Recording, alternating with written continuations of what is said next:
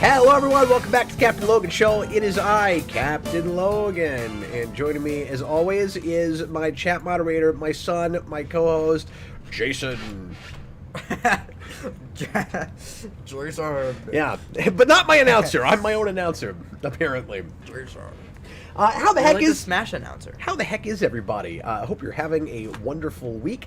Right smack dab in the middle of February. February, because there's an R in there, so you gotta. Nope. No, this is February. It's just Can't February. say February. You know, it's like Wednesday. You can't say, and it's also Wednesday, but you cannot say Wednesday because it's Wednesday. It is Wednesday in the middle of February. No, you just sound like you're like slurring your speech. Okay, so tonight we've got lots of news, and we started with like no news, and then it turned into a weirdly, I don't even want to say a big news day, but a bunch of things that I probably ought to address dropped just before the show tonight. So we were going to make this kind of all Q&A tonight with a sort of short lead-in topic, and I'm still going to do that lead-in topic, but there's going to be other stuff that I'm going to want to address. Sorry, this is going to drive me absolutely nuts. I got to get us more centered. Okay, now I can focus. So tonight we're going to talk about, I guess, an inevitable but still kind of, just wrong, unthinkable, lowest common denominator choice that Marvel is making for new story arc coming out in May. And we've got some announcements that happen for superhero movie stuff just like a couple of hours or less before the show, so we'll get to all of that. We are going to try to do more Q&A tonight than we did last week, and we would manage that by answering like 3 questions, but we're going to try to do like even a lot more than that, so we're going to make as much of the show Q&A tonight as possible, so I'll try to get through the preamble as quickly as I can. We've got a super chat goal tonight. If you are inclined to get your opinions or thoughts or questions, topics heard, leave a super chat in any dollar amount. Of course, as always, that guarantees that we will chat about your topic. And tonight's super chat, let me start that sentence again. Tonight's super chat winner gets to pick a movie for Jason and I to review on a special request. We did one of these not too long ago. It was a little while after the choice was made. We'll try to get it done quicker this time. I think we'll be able to knock this out in a 3 weeks, but if there is a movie that you've just been dying to hear me and or Jason talk about, try to make it, of course, not like the hardest R in the world, but Jason's 14, pushing 15.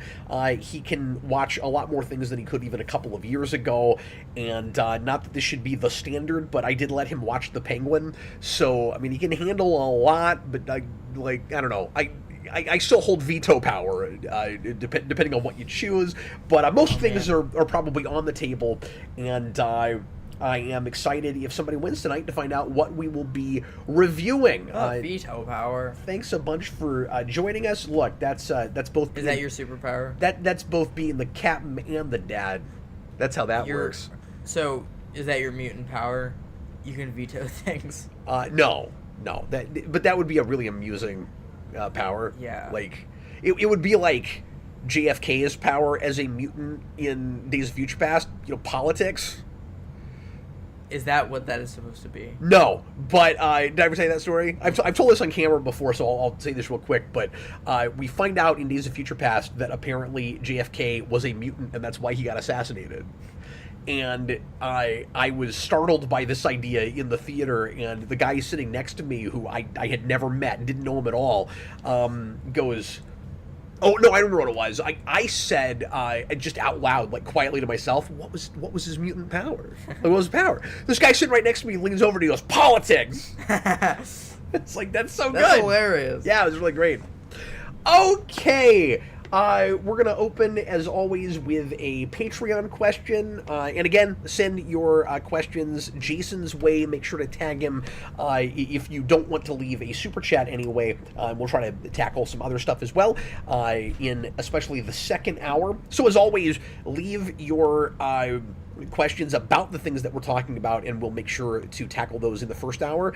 But if you want to talk about anything else under the sun, Jason will be archiving the questions all through the show, so feel free to ask them whenever you want to. And unrelated things will hit in the second hour. Make sure to tag at Jason at Video Game Secrets or at Stylish Haircut. Jason will answer to any of those things and more. Austin is in the chat there. If JFK's power was in vulnerability, then I think Dallas is his one weakness. Wow. I don't know if I should have said that out loud, actually. I don't think you should have. I mean, maybe I shouldn't have done that. Nope.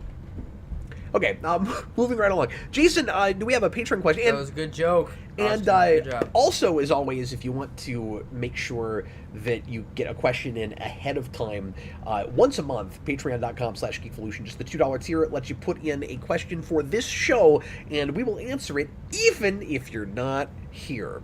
Yep. Jason, if it sucks. That's true. Maybe even especially if it sucks. No, kidding. Go ahead, Jason.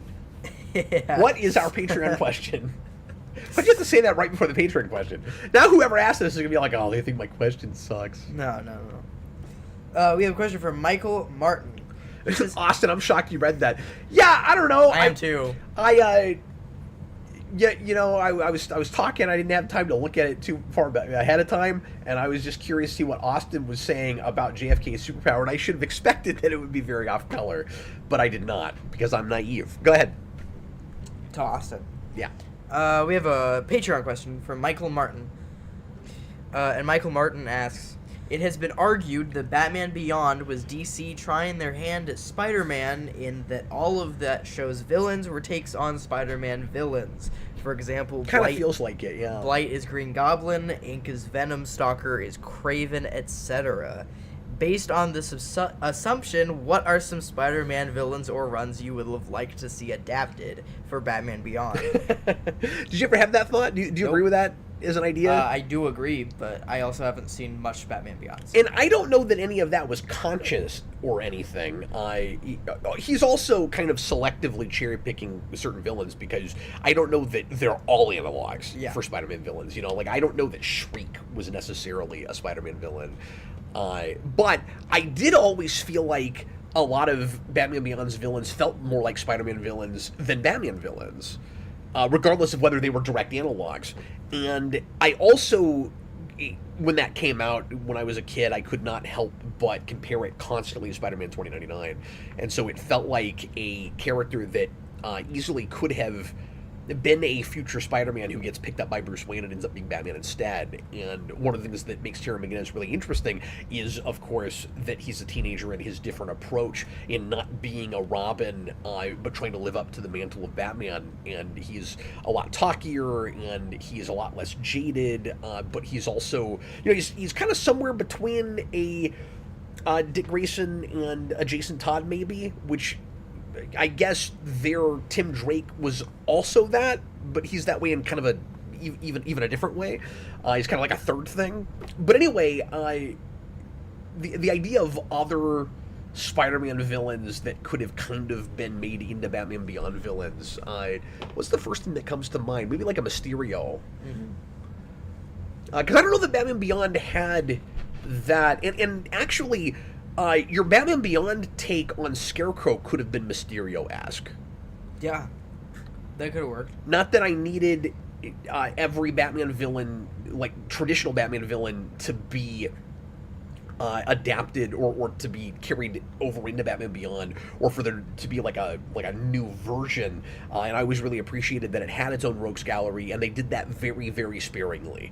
You had Mr. Freeze, which just made sense because he was a head in a jar at that point, and he would still be around.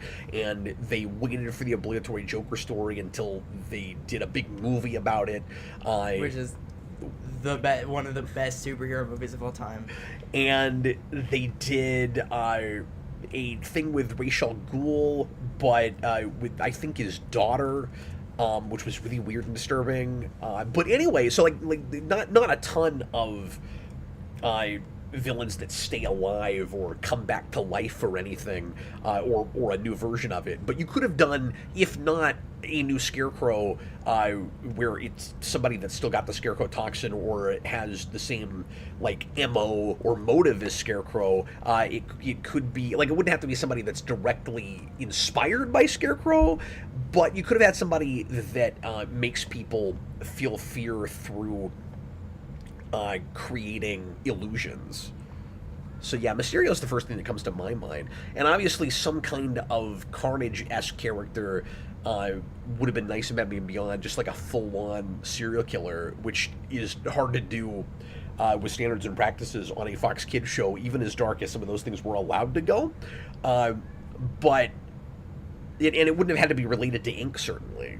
But I think a character like Cletus Cassidy would have fit really well with Tara McGinnis. Yeah, I should probably watch more of that show. The superhero show I was going through for a while, but forgot about it, and I need to go back to it, was X-Men Evolution. But, yeah. So, I'll finish that first, and then I might go to Batman Beyond.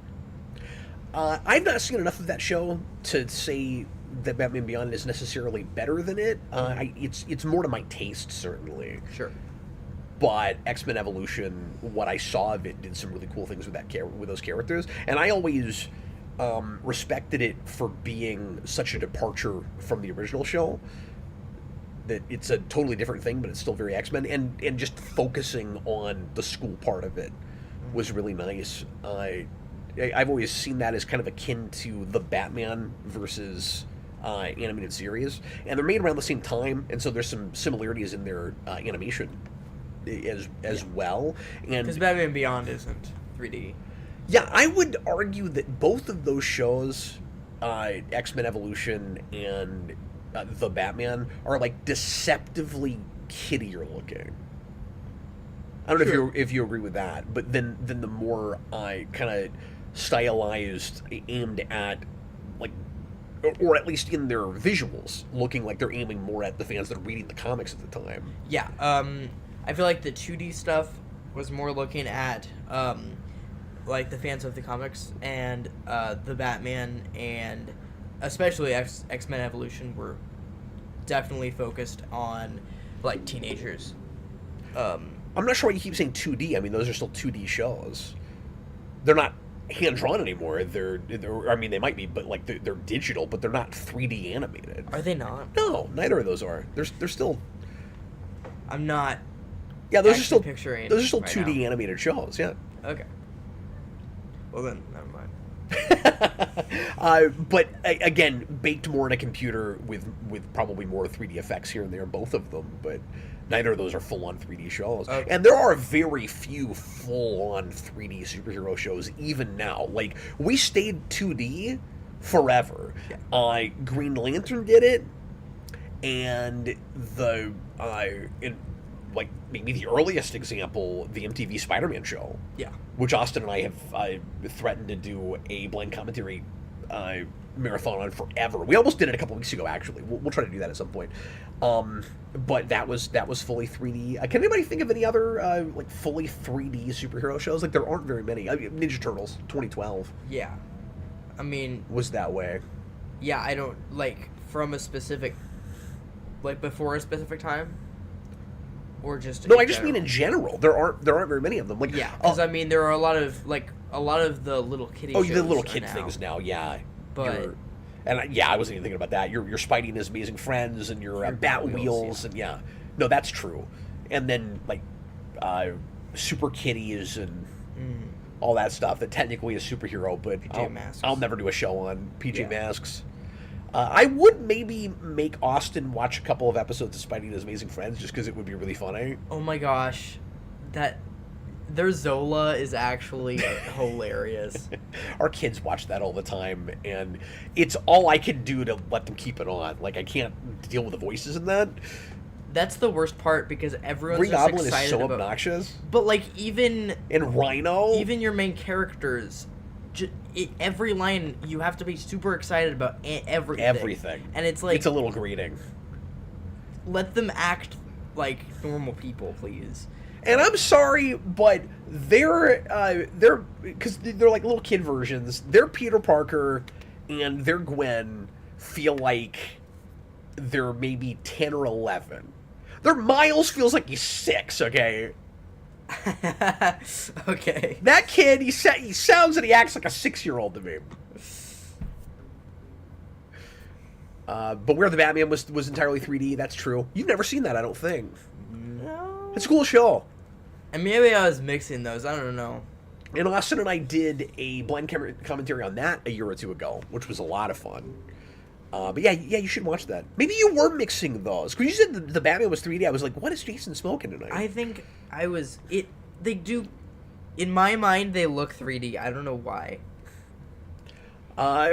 Riku the Soulless. There was also a 3D Iron Man show on Nickelodeon. Nobody on the planet watched. Really? What? I didn't even know that. We'll have to find that. We'll have to find that. We need to do more of a deep dive into like the really weird, obscure superhero cartoons we've never Iron Man dealt with. Armored Adventures. Oh, I didn't know that was a show. I thought, or that it was broadcast. I thought that was like a really limited short thing. Yeah. Okay. Now, no, that you say I had a flash. I know what it looks like now that you say that. Okay. Would you read that super chat, Jason? Yes. Now. And then we'll get into the news here.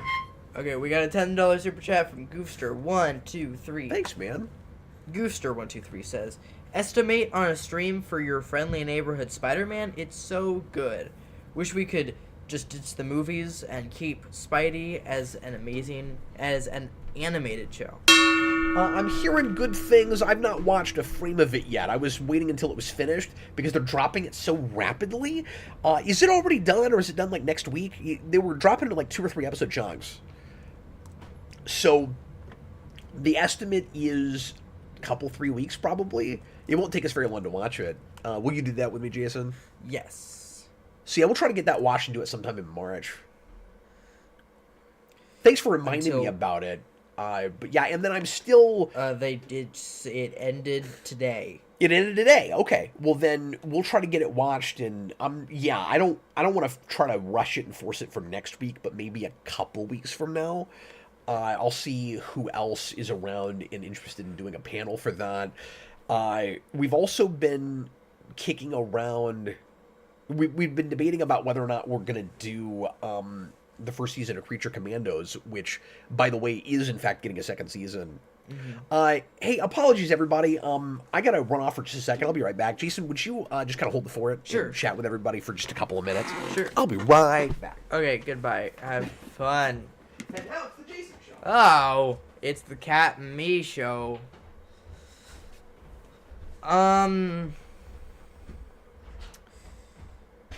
Okay, any questions you have, we can tackle those in the next minute. We can get, well, I don't know if we want to wait for Cap on a Patreon question. But yeah, how are you guys in the chat doing? Yeah, Spidey and His Amazing Friends is a hilarious show.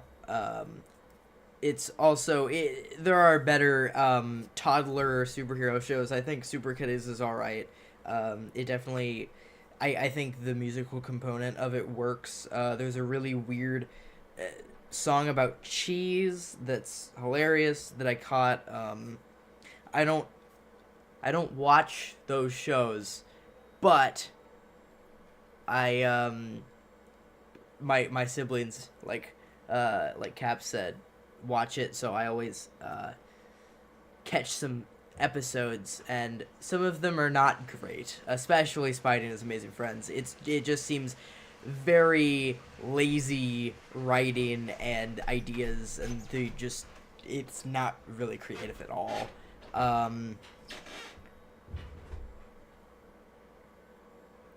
But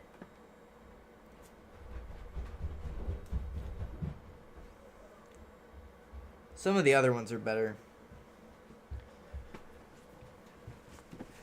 Okay, thanks for holding the fort there, Jason. I hope you had a fascinating discussion with everybody for a couple, 3 minutes. Yes. What'd you talk about? We talked about Spidey and his amazing friend. Oh, great. Did you talk about how obnoxious Rhino is? He is obnoxious in that. He's like, Every episode of that show is like, Green Goblin's gonna steal the water supply. Yeah. Rhino's gonna bust down the wall at the bank. Yeah. There's no creativeness on it at all. I feel like the whole thing would be more stomachable if it was brand Duplo. Mm-hmm. Like if it was the Duplo Spider-Man show. Yeah. But anyway, okay, let's go ahead and get into the lead-in topic for tonight. Guys, I think it was inevitable. I think someday this was going to have to happen, and it seems that today is that day. It's time for another exciting adventure in Marvel Has No Shame. And this is the quintessential example of Marvel having no shame. This comes from comicmovie.com. Marvel Comics is doing the unthinkable and resurrecting Gwen Stacy. But not just finally resurrecting Gwen Stacy, which they swore they would never, ever do. And they've found so many loopholes to do Gwen Stacy things, the balls are bouncing, Gwen Stacy things, without it actually technically really being Gwen Stacy. So you can't cry foul, you can't be upset with them. Gwen Stacy was the character that we'll never see come back. Gwen Stacy and Uncle Ben. Uncle Ben's a mulligan. He basically dies before we get there, but you know, okay. I mean, not really. Like, the origin, I guess, is not in a flashback, but you know what I'm saying. That character exists to motivate the hero through his death in the first place. Yes. Gwen Stacy was a character that was around that people were at least ostensibly invested in, and then was killed off, and her purpose retroactively has been seen as an important motivating death for Peter Parker, like Uncle Ben, certainly, and to, you know, fuel his guilt and his Parker luck and you know, everything that makes Peter Parker Spider-Man. But we had Spider-Gwen, and then, of course, that led to Spider-Verse and kind of blew up everything. So it's not like Gwen Stacy has not been a super important figure really recently. It just is another universe Gwen.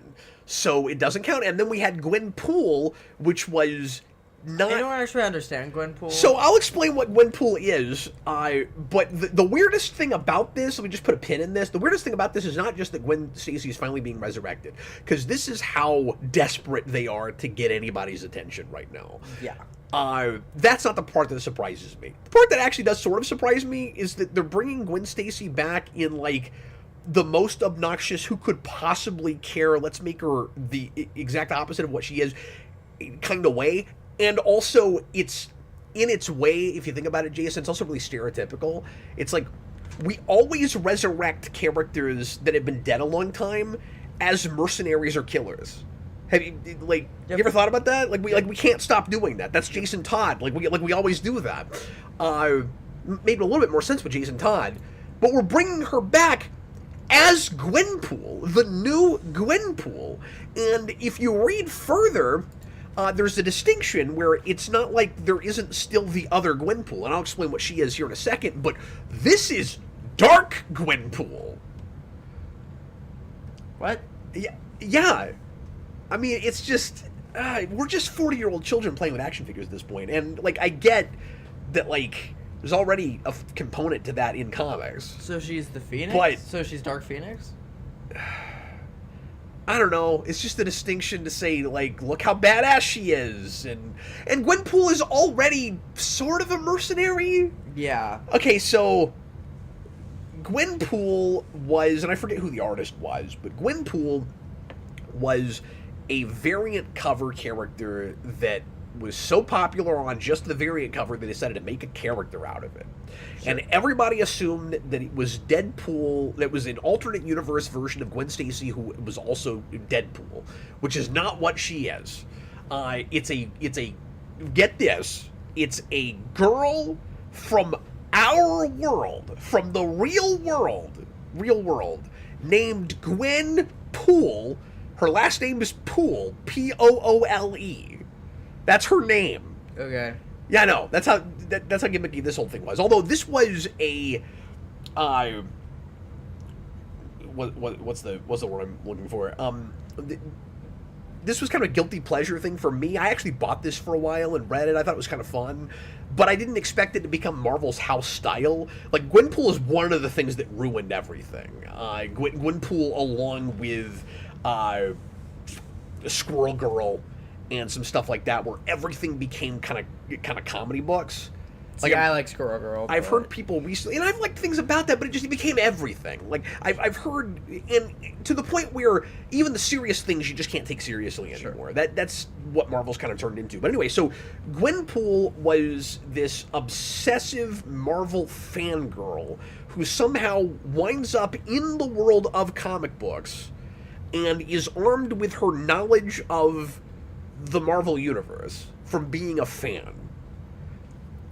And because she has Pool in her name, we also have to contrive a way for her to sort of be a mercenary. So anyway, that was Gwenpool. And I'm so tired of like referential humor now in everything that it's kind of just not fun anymore. But in 15 or 16, whenever that came out, we weren't quite as obnoxiously inundated with it yet. In things apart from like Deadpool and Harley Quinn and stuff. So I didn't hate it yet, but I'm kind of at that place now. But anyway, so this is happening, and like I said, it just feels like they're trying to get attention, and like no press is bad press, and this comes out and everybody immediately goes, "Oh my God, it's so controversial," and I'm like, yeah, that's why they did it. Like they want to stir up the controversy. Is my feeling, is my opinion, because even though they know a lot of people will hate this idea, they'll be too curious to not buy it, and also collectors will go, this is a first appearance thing. Mm-hmm. So at least the first issue will sell 100,000 copies or better. Yeah. Because now it's a key issue. And I think Marvel's whole publishing strategy for a long time has been create as many key issues as possible. Mm-hmm. Find ways to make people feel like they can't live without it to call themselves real collectors. And it becomes a lot more about gimmicks that will sell, whether they're good ideas or not. And now then it becomes about telling any sort of a story at all. But like now it's like, who cares? Like, no, it reeks of massive desperation. Yeah.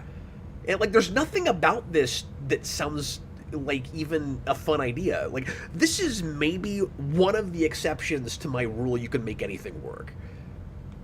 Like, yeah, maybe you can, but the person, well, let me put it like this because it's complicated.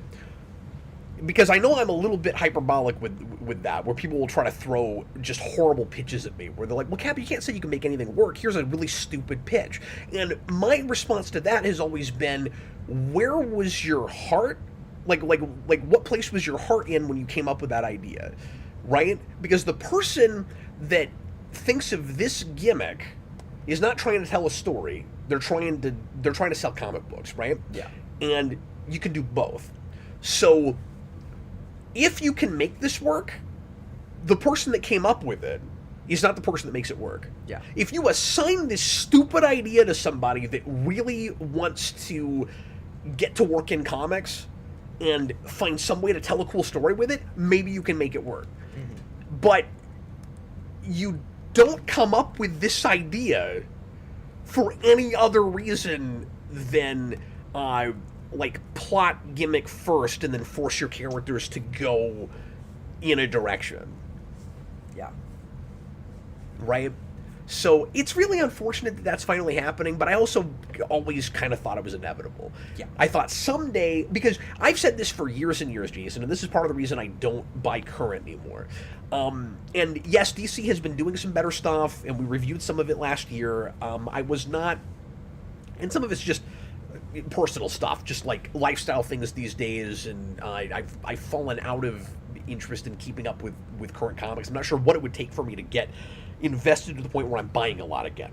But so this is not me saying, because I've had some bad experiences the couple of times I've come back in, everything must be absolutely horrible. I know some of the independent companies are doing some really great stuff right now, and priorities I've not been keeping up. And I know that DC has had a better track record lately than Marvel, even with some of their regular universe stuff, not just their out of continuity things, of which people have liked those stories a lot more. But Marvel, their MO for like a decade now has been, let's do things because they've never been done before. And many times the ideas that they throw out, just gimmicks trying to again grab your attention, have never been done because they're dumb.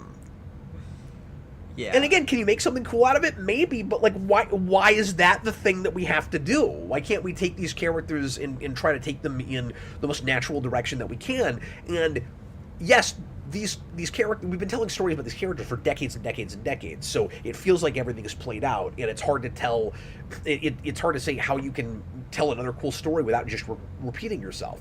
And then occasionally a brilliant book comes out. Again, many of them out of continuity, admittedly, like your Batman White Knights, like your new Ultimate Spider-Man, which I've only read the first issue of, but I was very, very impressed with that. And you go, well, I mean, there's maybe some more tank in the gas. It's just a lot harder now.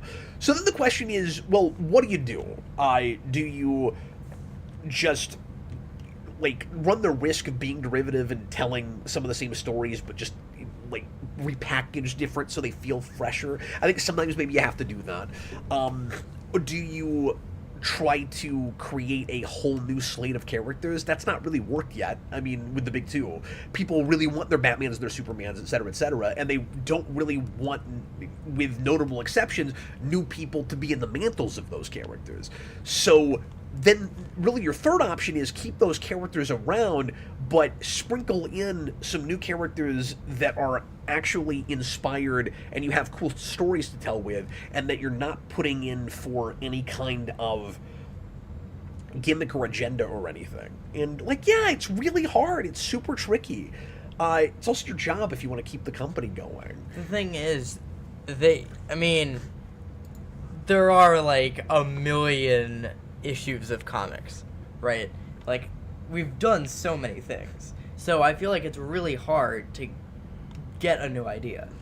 Sure, but really, yeah, like, we can. I all think things, most of us agree this is not the thing to do. Yeah, whatever it is, it's not this. Yeah, but again, I also think it was inevitable. Something that was going to happen. But I don't think it was inevitable that Gwen Stacy comes back as a mercenary. And he is the new Gwenpool. Like, stop it. Yeah. Now, I say they're doing that intentionally because it's controversial. They probably think there are people that will, eat that up with a spoon. And be like, oh, look how badass she is. Look how preposterously muscular she is. I don't have that picture up right now, but look at the thumbnail. It's nuts how muscular Gwen Stacy is. So apparently Kate Bishop is also going to be in that book, and Spider-Man's going to have some kind of role in it, naturally, because it's Gwen Stacy being resurrected. Who is even writing this thing? Because I keep saying they. I shouldn't do that. I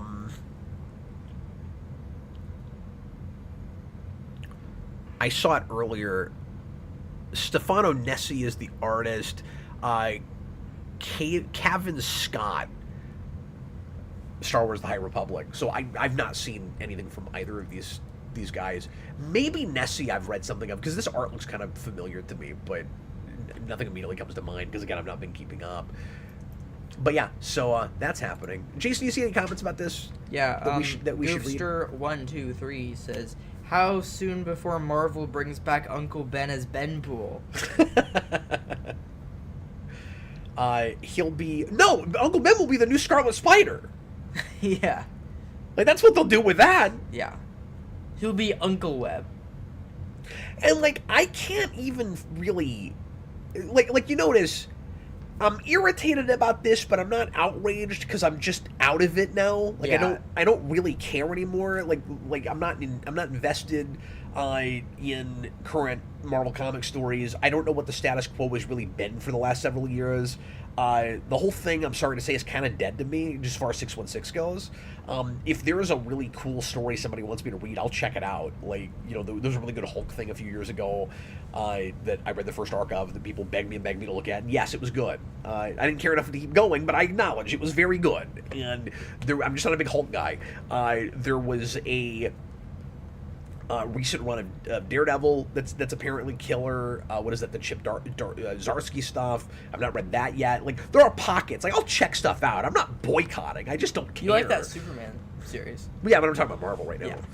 But yeah. Well, Marvel's never good. But yeah, just all the gimmicks. Like, you know, of course we've got to make X-23 Wolverine, and et cetera, et cetera. Yeah. But yeah, like I end up with that "who is any of this for" anymore question. Yeah. Throw me a couple more comments about this, and then we'll move on to the other news I've got. Okay.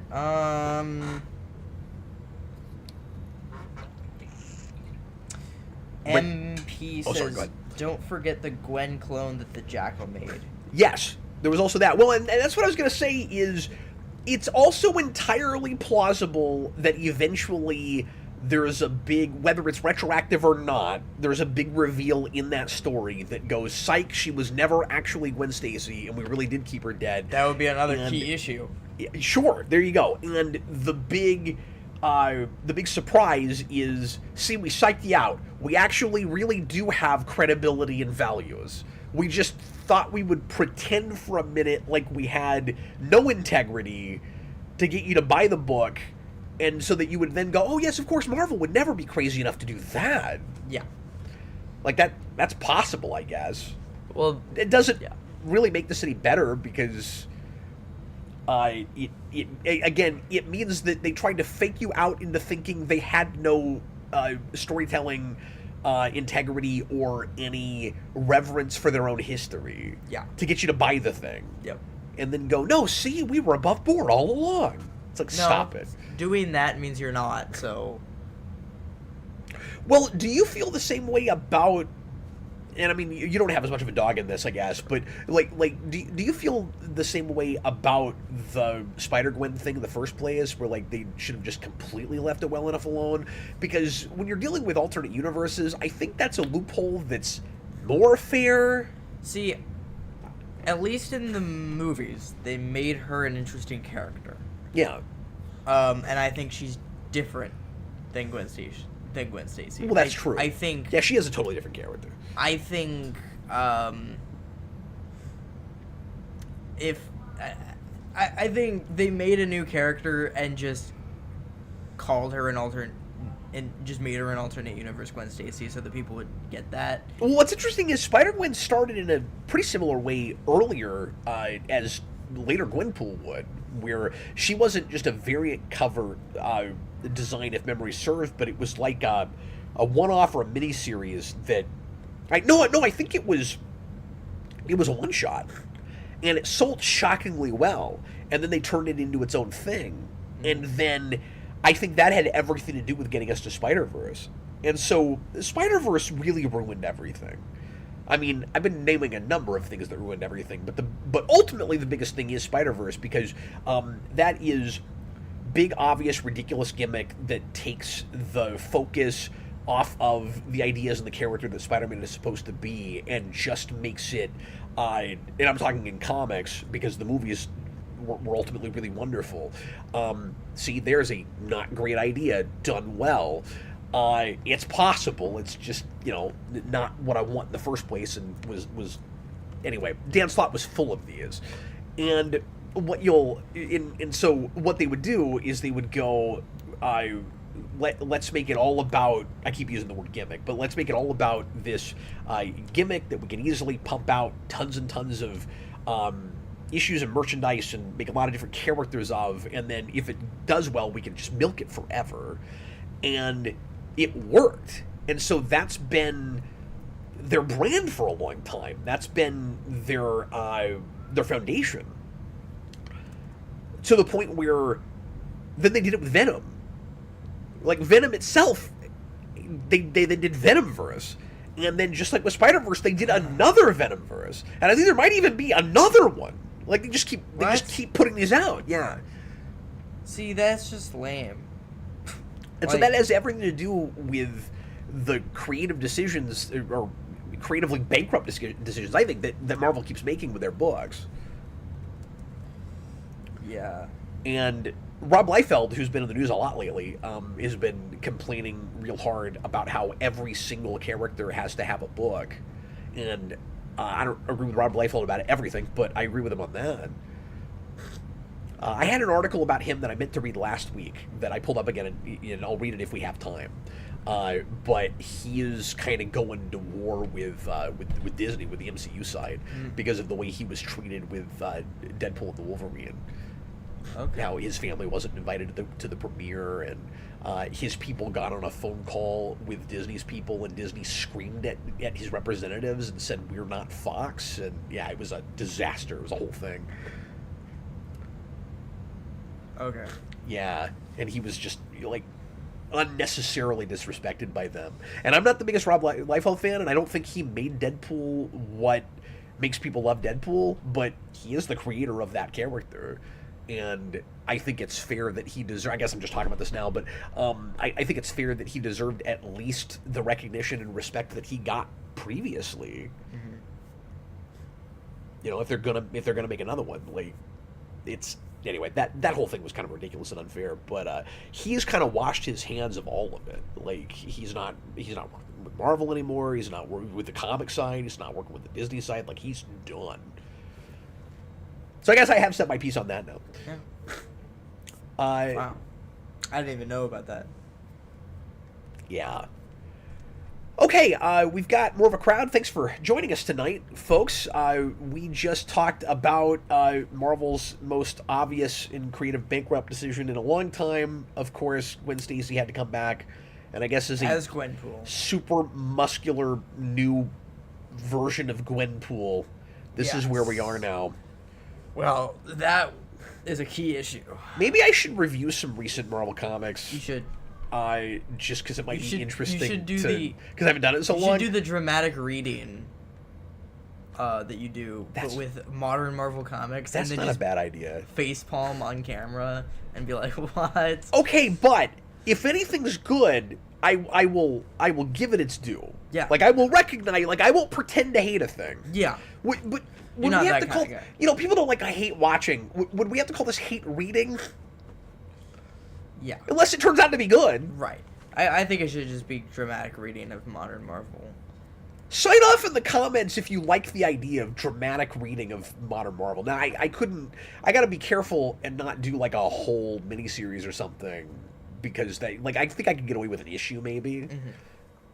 So I might do that. But I think it would be wrong to just, like, read out loud a whole series. Yeah. Darth Bobo says then if people you don't have read... to, you know, pay to read it. Darth Bobo says if you read Marvel comics, you will literally die. Oh. Well, that might be entertaining for you guys, but then I would be a hypocrite, because I'd be just like Marvel. I'm doing anything for a buck. Including... Man. I'd buy that. Killing myself by reading Marvel comics. Nicholas Bodo likes this idea. John Kelling likes this idea. Nicholas Bodo. Wait, he already said that. I already said that. If you like that idea, let me know. Okay, Jason, if you see other comments and super chats about this topic, throw them out. We've still got 15 minutes before Austin the break. Is fine with it. Thanks, Austin. So I should be able to get to at least one or two more of these news articles real quick. But yes. Go ahead and read us anything else we've got about this. About this? Yes. Yes. We have a $5 super chat from Chewbacca's Lover. Thanks, man. And he says, honestly, I'm surprised Gwen hasn't already been brought to life. Also, Rob Liefeld is big on the podcast scene roasting modern comics. Yes, he is. I wonder if he wrote that before or after I started talking about Rob Liefeld. I think he did. He did after. Oh, okay. But I'm with him. I expected it to actually be her years ago. Mm-hmm. And again, that they had that I can't remember. It's been too long. I can't remember if it was a Dan Slott thing or something else. But they had more Clone Saga nonsense, and she came back, and then everybody was like, "Hey, you can't bring her back." And they were like, "Psych, it's not really her." And I think there's every possibility they do that with this, but they're also, with all the press stuff, they're also making a big deal out of, no, really, this time it's actually her. Like people have been clamoring for this forever. Also, keep in mind that Marvel, I meant to mention this, you mentioned Dark Phoenix. Yeah. They also left Jean Grey dead for a long time and finally brought her back, and nobody was asking for that either. Really? And that was another character that was sort of in this category of, no, you should keep her dead, except there was kind of more precedent for it. Like, Jean Grey had been kind of resurrected before, if memory serves. And somebody correct me if I'm wrong about that, because I'm just rusty. But I'm pretty sure that that's more of a gray area. But with Gwen Stacy, she technically had never been brought back. Yeah. And they, again, and I realized that you got a regime change and there's different people in charge now, but that company has always kind of patted itself on the back and acted like, you know, look how much integrity we have. At least we don't bring this one back. Yeah. No. The big thing, and I think a lot of our Spider-Man fan viewers will agree with this, and this is the last thing I'll say, unless there's other stuff people want to say about or bring up about this, but Jason, it tells me once and for all they do not care about Peter Parker as a character. Yeah. Spider-Man is not about Peter Parker for them anymore. Which sucks. Because Yeah. I think Peter Parker's a good character. It's like obligatory. This is maybe going too far to say. It's kind of obligatory that he is still around just because he's like the token original Spider-Man. They don't care about that character. Yeah. And if they do, they're not showing it very well. Anyway. Yeah. We have a super chat from Joel Davis, $5. And I'm not being fair because I've not actually read anything recently. This is just based on things I've heard and announcements they're making. That's what it feels like. I'd also be shocked if my mind was changed by reading any of this. Anyway, go ahead and read the super chat. $5 super chat from Joel Davis. Do you think we will see the end of any of the big two in our lifetime? That wasn't loud enough. Hold on. I'm gonna go with possibly. I don't think anything is off the table anymore. Or I should say, nothing would really surprise me at this point. Like, keep in mind that Marvel's gone bankrupt before. And so, I mean, like, in my lifetime, there have been points where it was rocky and you didn't know if one of these companies was going to really make it. That's the first thing. And yes, they've got parent companies that can keep them afloat. But that's part of the reason you can't always be sure they'll be around forever. Because these parent companies don't need them. And if they're not turning any kind of a profit, and if they don't feel like they're doing enough to help the movie side, which is where the real money is, then they might not feel the need to keep them around. Marvel's already been, at least especially on the TV side, kind of making a policy, and hopefully this is changing now, of don't read the comics. It's not really about comic adaptation anymore. At the point where we're not adapting anything, why do they need the comic side? Mm-hmm. They've been treating it as a glorified, like, ad magazine for years, which is goofy because I've said this 1,000 times, but the only people that are still reading that stuff are already seeing those movies. Yeah. So it's not like it's really swaying the interest anyway. No. I think knowing that a movie about a character is coming could maybe help sell a few more issues of a comic about that character, which is part of why, to Liefeld's point, they're making too many comics about too many characters. I also think that it is fair, I've said this before, it's fair to have a comic on the stand about a character that is getting popular or that they're wanting to promote. But you got to be reasonable and not just get ridiculous with it. Certainly. But, like, if the point is to try to sell the books a little bit better with characters that are big in the extra media side, I sort of get that. I don't get it the other way at all. Yeah. Should we move on, or do you see anything else about this? We have a comment that I want to get to. Yeah. Hayden Spring, hot take, I want them to end. so that there's a stopping point. My favorite comics are ones with a definite end. Sure. Well, I don't think...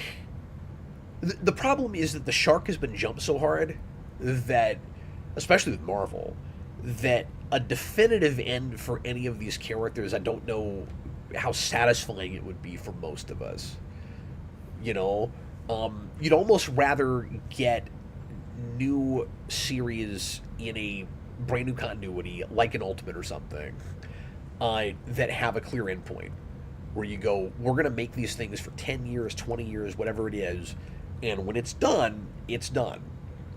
And so, because I'm not invested in the main continuities of either of these things anymore, Jason, I would much prefer... I don't actually necessarily want to see the companies die and the characters go away. I just want to see them, imagined every few years. Because I do think that in our modern era where things are constantly changing, there might be cool new stories to tell with, like, how do these characters deal with the world we live in now, you know, as quickly as it's evolving. Yeah. I also wouldn't mind shutting it down for a while. Sure. And then coming back. But the idea of a definitive end for these characters in the universes that they started with, I don't care about that anymore. Those universes are already kind of done for me. Yeah. Again, you tell some cool stories and I'll read them. But I don't know that I'll ever be invested in the overall worlds again. Yeah. Could happen, but I don't know. Okay, should we move on to these other kind of... Let's do it. Kind of flash articles. I'll do these real fast. So when I say flash, I just mean I'm going to hit them kind of quick. And also they came like 50 minutes before the show. Right before the show. This is brand new stuff. Hot off the presses, as it were. The Diz Insider. I'm hoping that's a working title. Whoever's running this website name of the needs to rethink this a little bit. The Disney Insider. Work on it, Disney Insider. Daily Disney News. Marvel Studios exploring the return of the Defenders in new MCU. This does not shock me at all. I figured all 4 of the main characters from Netflix Marvel would come back in some capacity, and then especially if Born Again does well, they'll think about resurrecting the Defenders as an idea.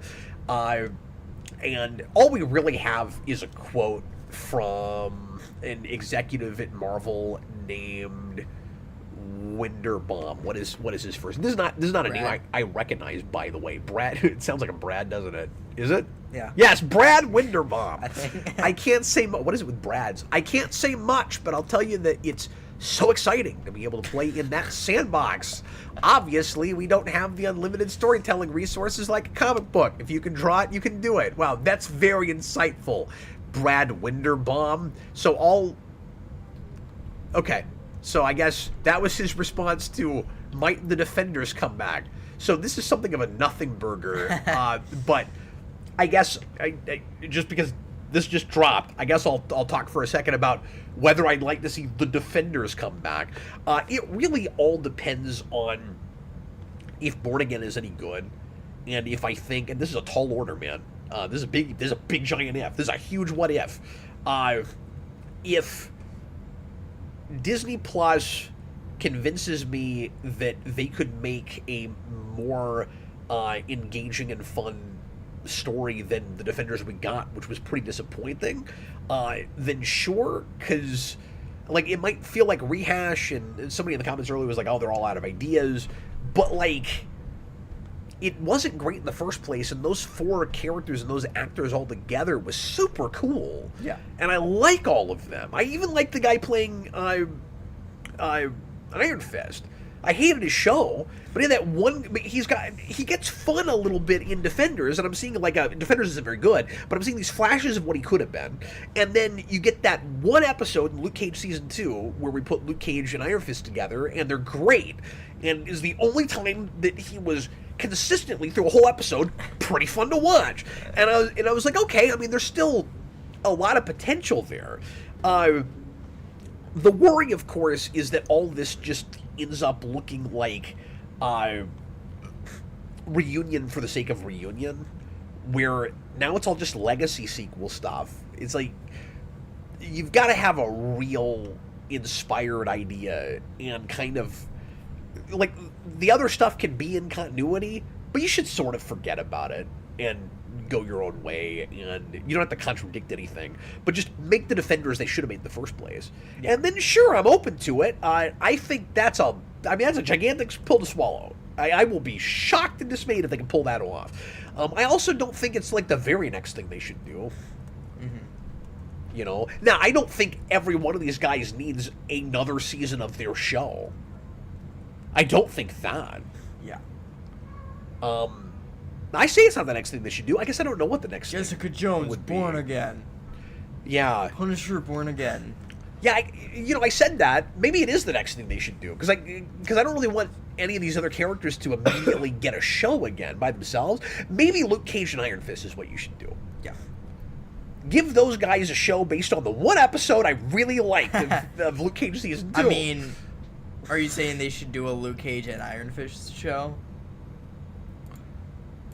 Is that what I just said? Is that what you said? I think that's what I said. Is that what you meant? Or what did I say? I thought you meant an Iron Fist and a Luke Cage show. No, Luke Cage and Iron Fist. Yeah, because so Power Man and Iron Fist was a big long running comic. I don't know if you know that, but okay. like those guys, I don't know if it was long running, but it's well known. Like those guys are a duo. So do that show. Do the Power Fist the Iron Fist and Power Man show. Power Fist, Iron Man. Oh wait. We have not talked about this. I didn't actually realize that this was on the table until a couple weeks ago. We just have not brought this up on the show. Apparently, Daniel Craig was in talks to play Sergeant Rock for the Sergeant Rock movie for the new DCU, and he's now out of talks to play that role, which was really odd casting in the first place. Yeah. And I was curious to see what that would look like, but alas, apparently it is not happening now. It looks like that movie will still get made, although there have been some kind of in and out things going on with DCU where they're struggling to get certain things off the ground as quickly as they thought they would, and that's just kind of movie making. And then we knew there had been talk about this. It sounds like it might get fast tracked and it's coming sooner rather than later. I hope we at least get the Constantine sequel before this happens, Jason. I honestly want this. Will Smith teases Hancock 2 and reveals Zendaya, because she's in everything, is being approached for a role. It's like Zendaya's the only actress anybody wants for anything. You notice that? I'm really hoping if we get a Hancock sequel, it's 2 more Hancock movies in one. He says there's a really... Now, I haven't actually... This just came out, so I haven't actually watched the Twitter video, but he says there's a really cool Hancock... Or what was it? Was it a Twitter... I think it was a Twitter X, whatever video. There's a really cool Hancock 2 idea... Will Smith said during the stream. We haven't even talked about it. This is from Deadline, by the way. Smith added, I'm going to give you a little piece. Zendaya is being approached for a role. And why was Will Smith on XQC's live stream? I don't know. And I would assume that means she'll have a very large role. Be kind of the main female lead. Maybe she's like a daughter that he didn't know he had with the other goddess woman. Yeah. What is it with all this talk lately of people coming back to play immortals in like their 50s? You know? Yeah. I don't... Like, I'm sorry, Will Smith looks good for his age, but that's a character that doesn't age. I'm not gonna buy it. Yeah, it's not... Yeah. And that's a movie that's just not good enough to keep going. I would much rather a Hancock reboot with a different actor. Yeah. Because there's an idea there, and let Vince Gilligan come back and write it and make it. Because Vince Gilligan wrote that initially, and you can tell it was rewrote all to hell, and like it's weird his name is on that. Let Vince Gilligan come in and make a Hancock, and not a sequel to Hancock, because there are very few things that are that convoluted after one movie. Yeah. You know, like I have no interest in that lore. I No. don't care what those characters That's the do worst after part that of the movie. Yeah, it's bad. And my worry is they'd come back and just explore more of it, make it even more convoluted. Like, what is that story? You know, the guy learned his lesson. He's a hero now. He's staying away from the woman that makes him lose his powers. Like, who cares? He put his friend's heart in the moon. And that movie makes $9, right? Mm-hmm. That's the thing is, this is another what is it with question. What is it with Hollywood executives looking just at the number that something did 20 years ago and go, well, that made money then. Surely they're still interested in it 20 years later. Dude, there wasn't interest in Hancock 6 seconds after Hancock came out. Oh, man. Like, that is, I think, a perfect example of marketing making people feel like they have to go to a movie. And Will Smith had a lot of that going on right then, because you had that with right after it, I think, with I Am Legend, where it was just everywhere. You felt like, this is the movie, I have to go to this. Mm-hmm. And it's funny, I always think I like Hancock, and then I watch it again, and I'm like, ugh, this sucks. Do you see, real quick, are any of the super chats about things we just talked about? Yes. Okay, can we hit those and then we'll go to break? Yes. We have... Okay. Joel Davis put in a $2 super chat. Daredevil Born Again Season 2 is supposed to shoot this fall. Oh, I hadn't heard that. I have not heard that, and I couldn't find anything. You know, if that's true, I would have maybe waited to see how well it did. Yeah, maybe. And then you put in another $2 super chat. Daredevil Born Again released a new clip, too. We saw that. And immediately Jason, because Jason's only seen like the first 3 episodes of that show so far, and Jason goes, is that what Fisk always sounds like? Jason was like, why is he talking like that? It felt like D'Onofrio was laying that on a little thicker than usual, but maybe that's not fair. I don't know. I don't know, man. I'm trying not to be too nervous about it, because I think there's a chance it's great. He sounds like he's about to say, Harvey Dent, can he be trusted? I have been legitimately kind of excited about that show, and this isn't fair, but after seeing Brave New World, I'm like, I don't trust it. And like, this was massively reshot and retooled, and the episode count was cut in half, and it was well after most of Brave New World was done, I'm sure. And so one thing does not necessarily tell me anything about the other, but I did get my hopes up a little bit for Brave New World. This is the only way that they're connected, is, well, I mean, it's all MCU, but you know what I mean. Just as far as like quality Both goes, trailers were good. Yeah, they cut really good trailers. Yeah. And the fact that, I don't know, it's a double-edged sword, right? Because with Daredevil, you got to be a little bit concerned by how it was completely reworked. But then what gives me hope is that it was completely reworked. Right. I guess we're just going to have to wait and see. You know, At obviously. least it might have not been, like, hashed together. At least it probably won't be as hashed together as the theatrical cut of Daredevil. Of the 3 Daredevil. Sure. So, although it would be really funny if it was hashed together like that. yeah. But anyway, I'm not going to call it, Jason. I'm not going to sit here and try to give you a prediction. I'm not going to be a weatherman about this, because it could go either way. Yeah.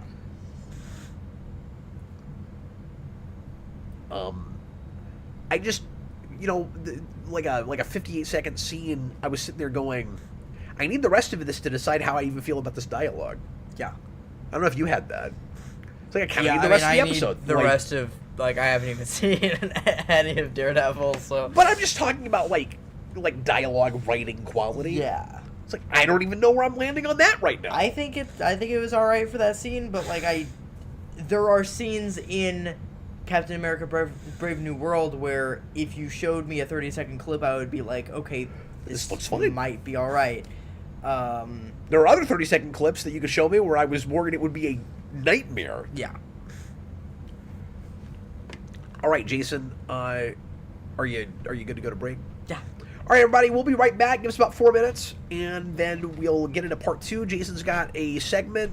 And I don't even know what Jason's talking about today, but he's got a little segment for us, and then we'll do Q&A for most of the rest of the show. So throw in your questions or topics, and Jason will also have you, when we come back, count up so far what the tallies are, and let us know who's in the lead for the Super Chat goal. I can do that. Once again, the Super Chatter winner tonight, whoever collectively, we'll count them up as we go if you want to leave multiple Super Chats. Whoever by the end of the show, when we call, last call for Super Chats, gives the most in Super Chat cash tonight, will get to choose a movie for Jason and I to review together on a special request. Yes. We'll see you in just... Right now, we have a tie between Goofstore123 and Bob the Hun. Okay, cool. If it winds up in a tie, I guess we'll let you guys flip a coin or something. But anyway... You guys can decide together. We'll see you in just a few minutes.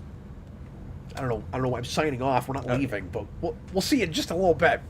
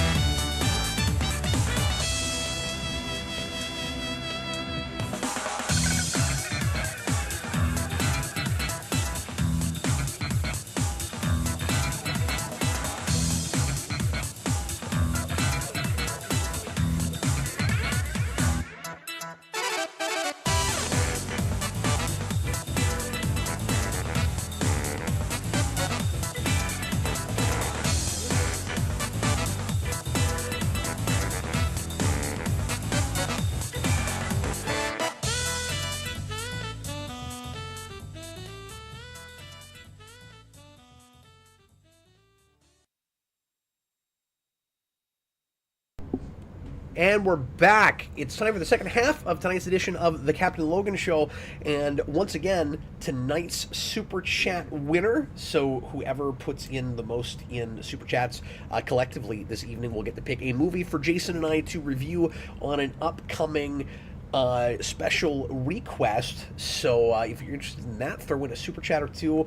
And we will do lots of Q&A in the second hour. But first, we'll give you plenty of time to throw in your questions. And we can try to answer some pre-written as well. Jason, have you seen some decent pre-writtens so far? We've gotten most of the stuff that we're pretty well caught up. Yeah, we've got some good questions though. Okay, great. So we'll try to hit some of that later if we've got time. First, it's time for the Geekvolution, the Next Generation segment, and Jason's got something to talk to us about. I don't even know what he wants to chat about this evening. So I have here, in front of me on my computer, 10. Oh, is this trivia? No, no. Maybe next time. No. I have 10 musical artists that I've been listening to lately, and some albums that I recommend from them. Oh, cool. They're not in any specific order or anything. So this is like a countdown list. You're just saying, so this is like a traditional recommends, but yeah, like a rapid fire recommends. Yeah, a rapid fire. This is just some music I've been listening to in the past like month. That's great. Yeah. Seems like every other show, Jason goes to a music topic. Yeah. And these are also all.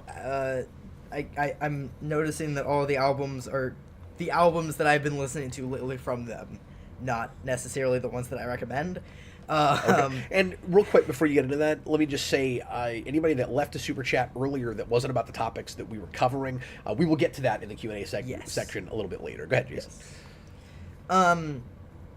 So starting off, They Might Be Giants. Yep. I've been listening to a lot of They Might Be Giants recently, and I am a big part in, or I've become a bigger part in the They Might Be Giants community and fan base. I edit for the They Might Be Giants wiki, and I am on the Discord and the subreddit from time to time, and we have a good time there. And yeah, They Might Be Giants just have so much music, and so many just clever ideas over the past 40 years, and they've just put out so much, and that's what I really like about them, is there's like so much that I've been able to research about them, because they have so much music. So some albums I've been listening to from them lately are the 1985 demo tape, the Pink album, an album that does not exist, Super Fueled Freaksicle, but I made my own, Nanobots, and Why. Those are some albums I've been listening to. Why I've got to go back to, I wasn't in love with it just as an album. I thought the mix of songs was kind of off about it. Yeah. A lot of that I think is the second batch of Dial-A-Song songs they did. I think it's weird because it was part of the Dial-A-Song thing, but if you... Yeah, because Glean is mostly great. Yes. But and then Why being released as like a kid's album? If you think about it as a kid's album, I think it works better because it does feel like a straight sequel to No.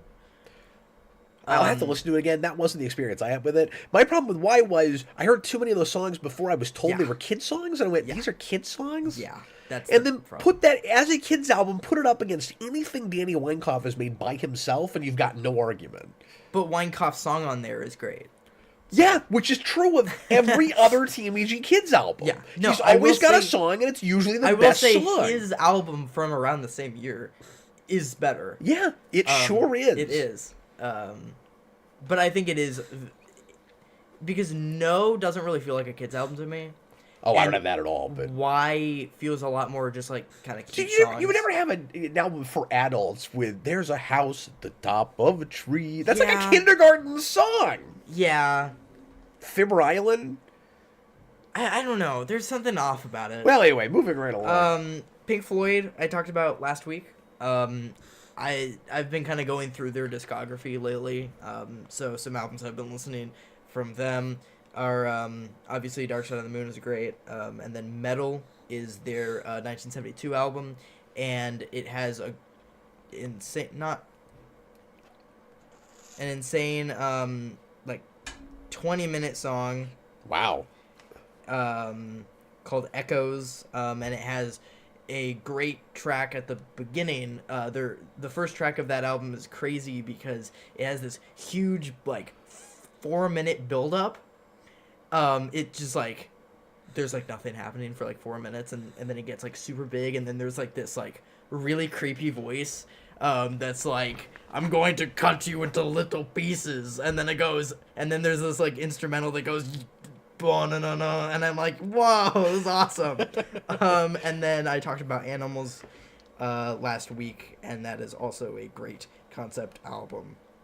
I've talked about this artist before on the show, Biba Doobie. This is a indie pop artist. I'm noticing that all of these are completely different genres. Yeah. I think all of these are going to be completely different genres. Yeah, the only thing TMG has in common with Pink Floyd is we call their first album the Pink Album. Yeah. How'd you go from TMG to Pink Floyd?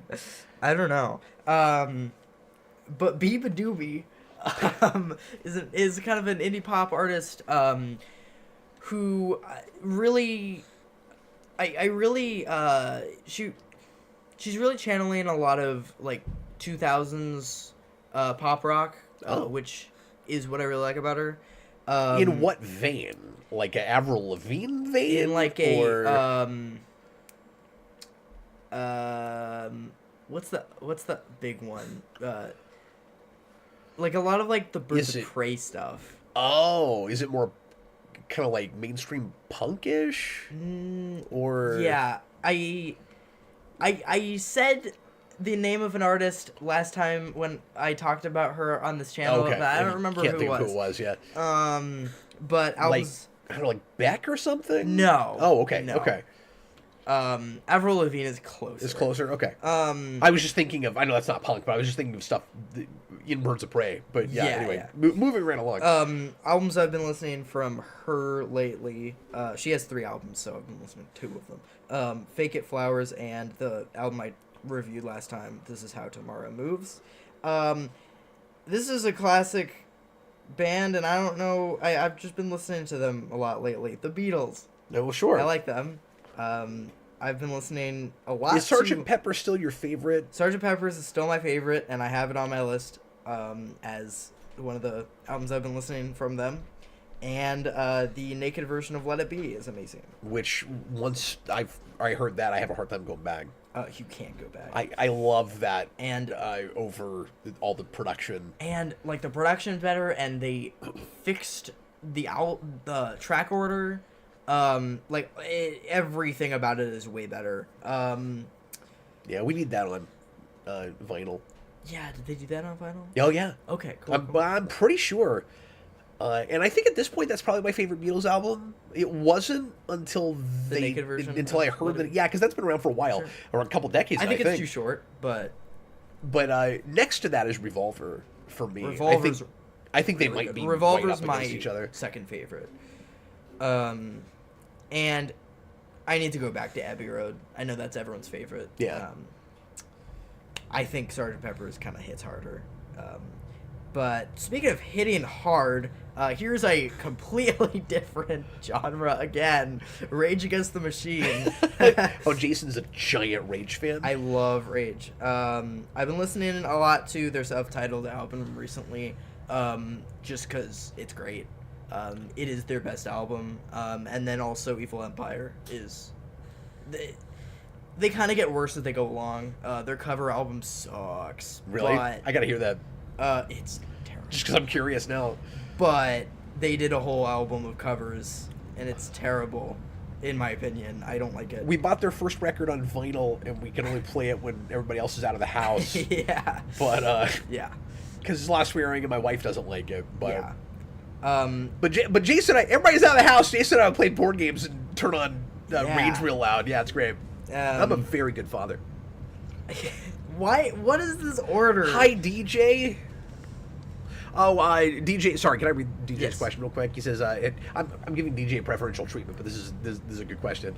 He says, and we gotta have DJ back because he hasn't been on the channel in months, and we miss him. And I was just talking to him today. Hi, DJ. He said, "Oh my God!" I said, just all of a sudden, my page has disappeared on me, and I gotta reload it. He wants to know if we've watched A Hard Day's Night, and I saw that as a kid and loved it, but it's been a long time. So I remember that being the best Beatles movie, but I haven't seen it. So in a long time. The only thing I know about A Hard Day's Night is there's a hilarious scene that I saw a clip of on YouTube that I always go back to some every once in a while because I think it's hilarious, where they meet Paul's grandfather and he can't, and they're like, oh, can he talk? And Paul's like, of course he can talk. He's a human being, right? And Ringo, with the worst line reading ever, goes, well, if he's your grandfather, who knows? Ah, ha, ha, ha. Wow. And I think that line reading was just the best. That's really funny. Okay, another huge switch up. Yeah. This is another kind of more popish thing. I can't remember if I liked that or Help better because it's just been too long. But I remember liking Help a lot too. I do want to watch Hard Day's Night because of that scene. I'm gonna send you Sounds that. like a Galaxy Quest alien. All right, anyway. So this is another kind of poppy thing. I'm not much into like pop, but there are some things that I slide into that I like. The Bird and the Bee is great. Their album Ray Guns Are Not Just the Future from 2008, one of my favorite albums of all time. It's great. And then we have a classic. I don't know how I never found them before you did. You found them before me. Did I? Yeah, I got into them because of you. What was the song? It was one from that album. Oh, okay, weird. I didn't realize that. I think it was Love Letter to Japan. Oh, I think it was that. Yes, that is what it was. Their big I hit. forgot that was them. Okay, there you go. Yeah. I don't know how I found that either, but I don't think I've actually played you that album, but no, I've never it's one listened of to my it. favorites. We have a classic Japanese jazz album, Cat by Hiroshi Suzuki. This Yeah, is I know one of you my love favorites. that guy. I know. I don't know if you've seen me play that around, but I think I have. Yeah, I have played that from time to time. It's just kind of easy Japanese 70s jazz. I think it's the 70s. Yeah. 70s. We have a classic album for you and me listening to. This is one that I've been just kind of listening to because I think it's a beautiful album. And you got me into this. This is Nickel Creek with Why Should the Fire Die? One of my favorite albums of all Great time. album. Yeah. And I found it real late compared to their other albums. I just didn't look into them for a long time. And their first two records I played constantly, especially when I worked at the mortuary. Really? Okay. And then well after your mom and I got married and after you were born, I realized they had a record. I forget what year that came out. 2004, I think. No, it's later than that. Why Should the Fire Die? Yeah, I'll look it up. No, because their first two records are like around then, I think. Their first record is maybe 2000. It's got to be later than that. If it's not, then I'm not sure how I didn't know about it. I mean, there wasn't like Spotify and stuff then. Oh, okay. So I found out about them because of a guy that I worked for during college at Jimmy John's, who was into a lot of indie artists, and he gave me their first two albums. And again, this was pre-Spotify and stuff, so I wasn't like actively looking up artists online. I just had whatever I had. When I bought discs, I would add things, and like I was downloading music like a lot of people during the LimeWire days, but then all that shut down, and so I wasn't getting music that way anymore. And I never bought individual tracks because that's expensive. Why? So anyway, so yeah, I don't know. It was just too long before I realized that existed. Yeah. I think it's their best album. I do too. I don't. Yeah, it is. It's just kind of it has such a cohesive sound. Is a big part of it. So Nickel Creek is equal parts pop and bluegrass. Yeah. And they do some stuff that sounds kind of folksy, but they also get experimental and they sound very contemporary. And anyway, if we ever do our top 20 songs list, I think Helena might be on mine. I have a song on that album that could be on mine too, but it's not that. Is it not? Okay. Okay. I don't think I'm going to tell you what it is. Okay. I think I'll wait till we actually do that. I actually have no idea what we've been threatening to do that with Austin forever. Yeah. Austin's been wanting to do a top 10 or 20 songs of all time. I think it's got to be 20. I think narrowing down to 10 20. is insane. I think 20 might be harder for me because I just like a very specific amount of bands. Yeah. But I don't know. We could attempt 10, but I'm going to cry all day long with all the stuff I have to cut. Yeah. Okay, is there anything else? Because we got to get to the Q&A. We got 2 more. Okay. I found this guy recently, Olo Black. This guy's great. With his album Good Things. I've played you a bit of this guy. Yeah, okay. Yeah, I didn't recognize his name right away. No, I like that a lot.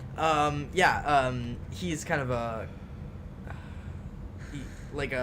flashback soul guy. Austin says he's ready to go with his 20 already, so I guess we'll just have to do that at some point. He's like, you pull me up, we'll do it right now. Oh man. And then I just listened to this album today, and I'm putting it on my list because I thought it was pretty good. This is the Low End Theory from A Tribe Called Quest. One of Kareem's favorite groups. Another completely different genre, yeah. Genre. Because now you're hip-hop. is that technically hip-hop? Hip-hop, yeah. Kareem's been trying to get me into hip-hop for years now. It's really good background music. Yeah. Like, it's just good, like, and then I'll find a song with like a really good groove, and I'm like, this is good, and then I'm like, oh wait, I'm working. But yeah, get back to work, Jason. Those are my well, I was just editing the wiki, so. Oh, okay. While I was listening to it, so. You gotta make sure that you get through high school. Yeah. They might be Giants high school. Anyway. That's the music that I've been listening to lately. There's just no other word to describe that but eclectic.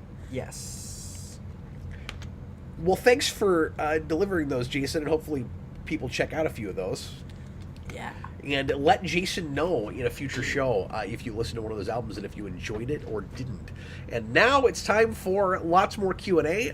We're going to talk about whatever you guys would like to for the next half hour or so. We'll do a quick segment at the end. And right now we're going to hit the super chats that we didn't get to earlier. I think there's at least a couple. There are a couple. Once again, top super chatter tonight gets to pick something for Jason tonight to review sometime in the near future. Or a movie, I should say. We're going to specifically ask for a movie this time. Can be anything within reason, but again, I withhold veto power in case it's something that I think is a little bit too rough for Jason. Even after my allowing him to watch The Penguin, that cannot be our litmus for everything. Let's go ahead and get a super chat. Go ahead, Jason. Okay, so we got a $5 super chat from Bob the Hun. Thanks, Bob the Hun. Is Jason old enough to read Bendis, Sam, and Twitch since he's watching Daredevil and watched Penguin? Yeah. In Spawn Year, you said you would show it to him. I said that in Spawn Year? I don't remember that. I said during Spawn Year, when he gets old enough, this is great, I'm going to show it to my son. Yeah, I'd probably let you read that at this point, Jason. It would be pretty funny if I had you read Sam and Twitch when you haven't even read any Spawn. I don't... Maybe I'd have you read a little bit of early Spawn. I mean, Sam and Twitch is such a side book that's not very connected to any of the actual Spawn stuff, but it might be good to be introduced to those characters in that book just to see how McFarlane sees them before you get to Bendis. But yeah, I don't know if you know this, Jason. Sam and Twitch is where Brian Michael Bendis gets his start, really. Okay. And a lot of his hallmarks are in that book. Like, he really likes, kind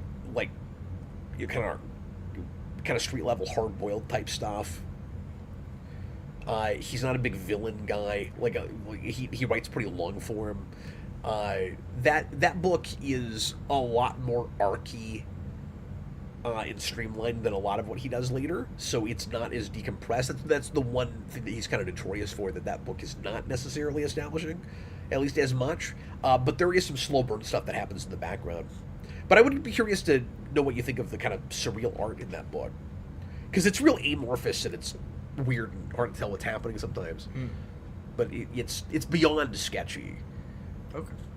It's like somebody drew a picture and then smeared across it. But it's got a style very much all its own.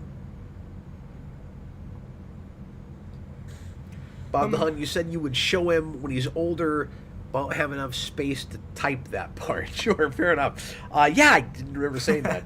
I did 365 of those shows, and there's a lot of things I said that I do not remember.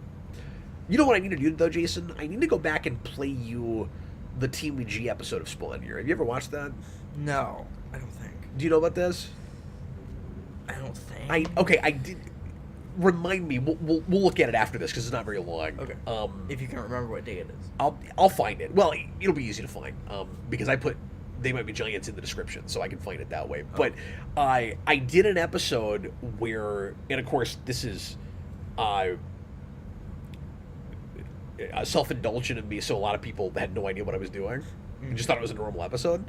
But I embedded tons and tons of Team G song titles and lyrics in the review. Mm-hmm. That's hilarious, and I'm gonna get everyone. You'll get all of them, yeah. So I'm excited to show that to you. We'll look at it after the show.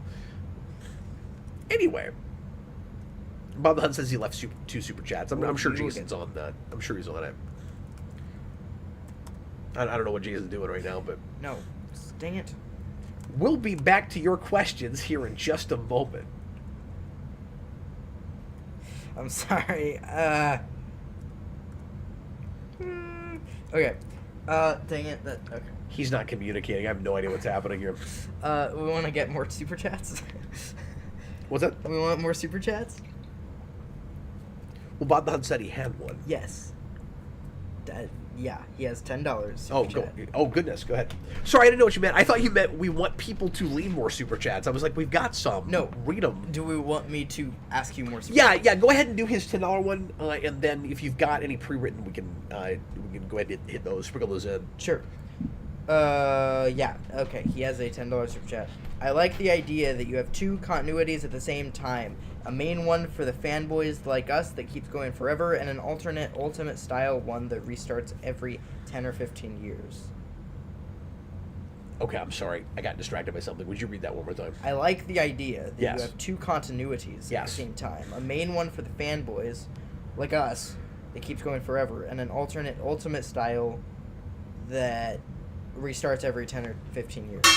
Yeah, I like that too, although I'll push back on you a little bit that the mainstream books would necessarily be the only thing for the fanboys, because as a fan of this stuff, I've gotten really burnt out on some of that because it gets too convoluted and you just don't really believe what you're reading anymore, and so the rebooted continuities would be as much for me as they would be for new readers, I think. Like, because that can work on 2 levels, right? Like, it can work the way Ultimate Spider-Man did back in 2002 with Bendis, where he is bringing in new readers and new younger readers to experience Spider-Man for the first time, and they get on it from the ground level, but and be introduced to everything in the first place. But it works on 2 levels because people that are already in the know realize what he's reimagining, and so it's also for them.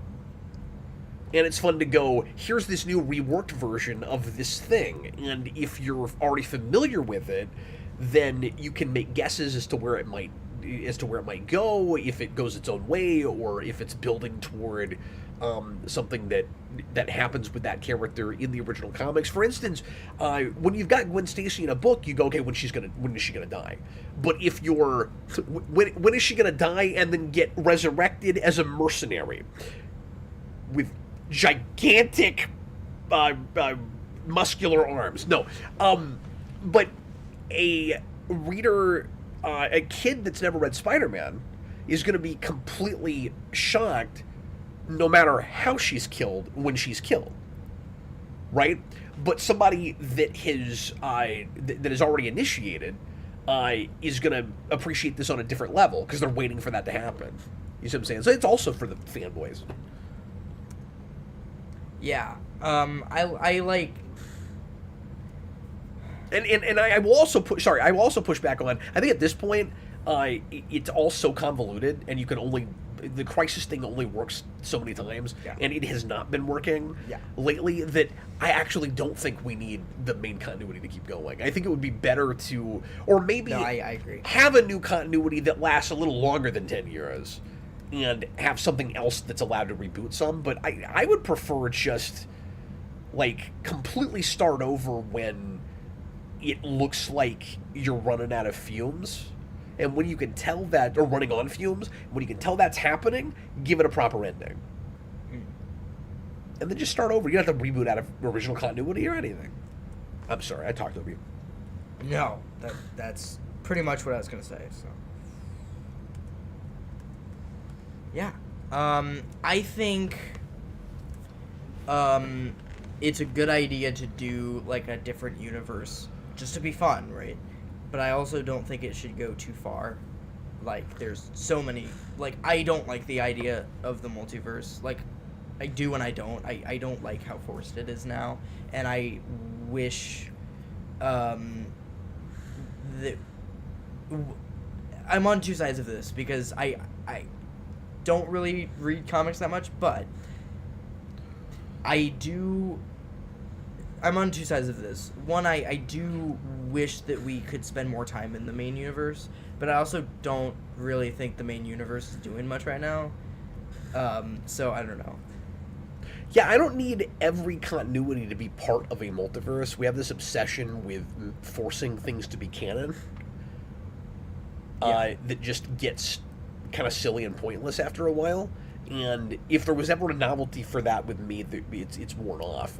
The idea of alternate realities is fun and interesting, and just like time travel can be annoying, and I often don't like it, but when it's done well, it's a fun concept. And so you still need to show me everywhere all at once. I do. But you're, yeah, write that down somewhere. We'll make sure and watch that, because I want to show your mom that too. But at some point, Jason, you're kind of talking about almost two different issues, right? The issue of the gimmicky,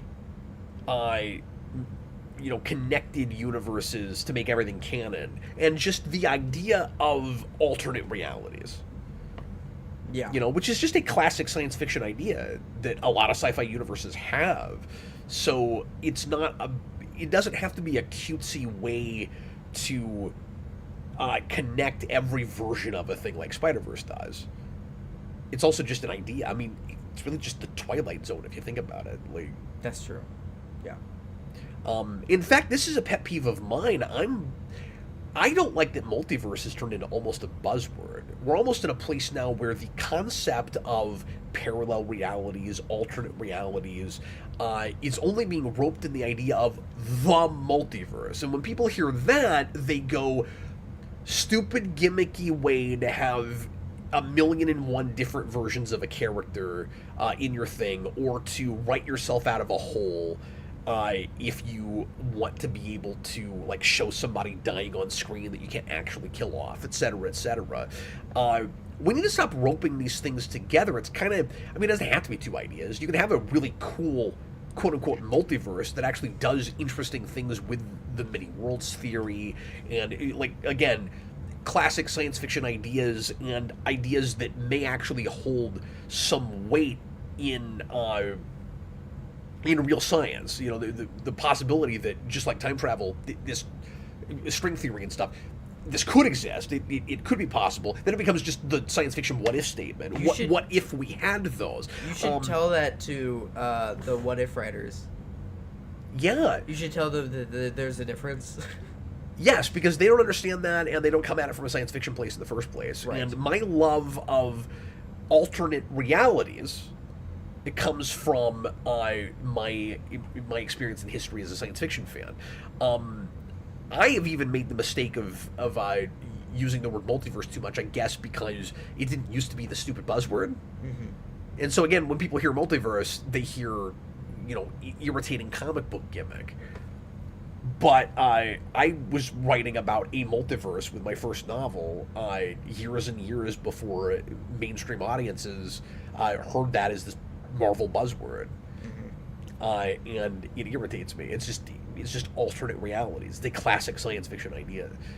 Yeah. It's the mirror, like, TOS, 1967. Like, and I'm not saying that Bixby was the first person to come up with that, but he popularized it in screen media with Mirror. That was a mind-blowing idea at the time. Yeah.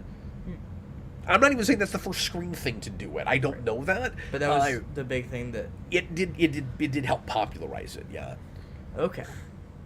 And Actually, again, did not know that. and again, Twilight Zone kind of has that, but in Twilight Zone, it hilariously is more like the multiverse idea in that it's a device to have weird, unexplainable things happen. Mm-hmm. Okay, moving right along. We're gonna do a pre-written question.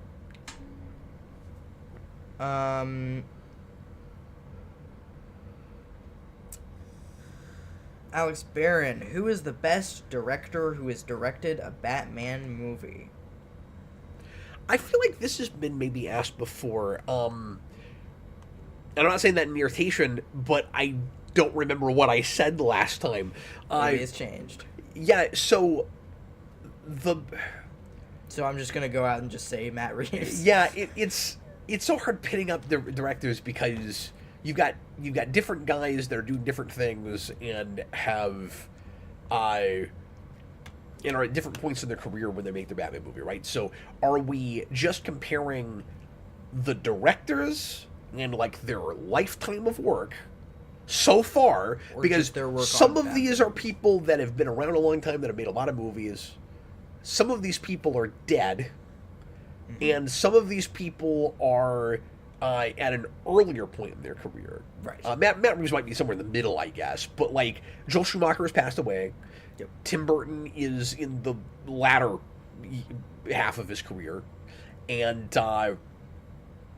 that's I guess, who we have if we're just talking about... And obviously Nolan, who is at a middle to, latter half of his career. Yeah. I would say Matt Reeves or Joel Schumacher. Yeah. Schumacher is one of my favorite kind of workman directors. Like, I love... And that's not even fair, because he had really artistic visions, too. But, like, Schumacher made so many different kinds of movies. He didn't have just that one style, and I always really admired him for that. So it kind of just depends on what you want. Like, none of these are bad directors. Let's get that straight. We're talking about four of, I think, the greats. Nolan, I have liked less as his career was going on, personally. I think his earlier stuff is his best work, in my mind. And he overall now I wouldn't say is necessarily one of my favorite directors. Obviously, I've always been in love with Batman Begins. But I'm also in love with 89, and Tim Burton's not really one of my favorite directors. Mm-hmm. I adored the Planet of the Apes movies. And Matt Reeves did the first couple of those. And so... no, I'm sorry. He did the last couple before the new one. So... He did two and three. He did... Right? He did Dawn and the one after it. Okay. I think. Because I don't like the first one, and I really like 2 and 3. Yeah, no, I know. That's Reeves. And I think 2 is a perfect movie. So, gun to my head, if I have to compare these guys, and again, I don't think it's fair. I think they're four guys doing four completely different things, and sometimes different from each other at different times, too.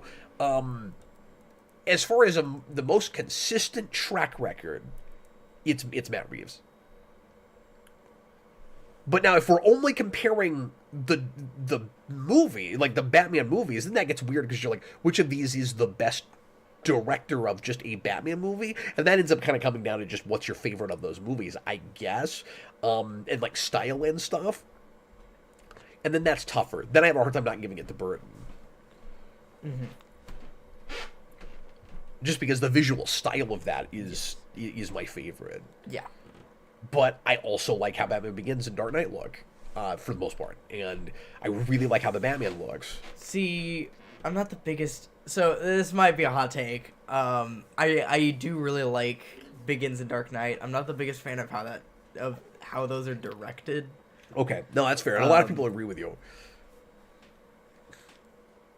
Oh, and Austin always reminds me about this because I always forget about this. He says Reeves also did Cloverfield. Okay, so Reeves. 1,000%. Cloverfield's one of my favorite, maybe one of my favorite, like, kind of October-y movies. Real quick before we move on, I'm not going to scroll up and find it, but I'll just paraphrase. But DJ asked if I was going to get the new Constantine Steelbook, and he says everybody's kind of raving about what that looks like. And I do want to get that. I'm glad he reminded me about it. Usually, I'll try to upgrade my physical copy of a movie that I'm doing for the Rewind Commentary Project if I've got an older copy and there's a cooler one that's out. And we just did Constantine a month before that came out, so I couldn't get it yet. Yeah.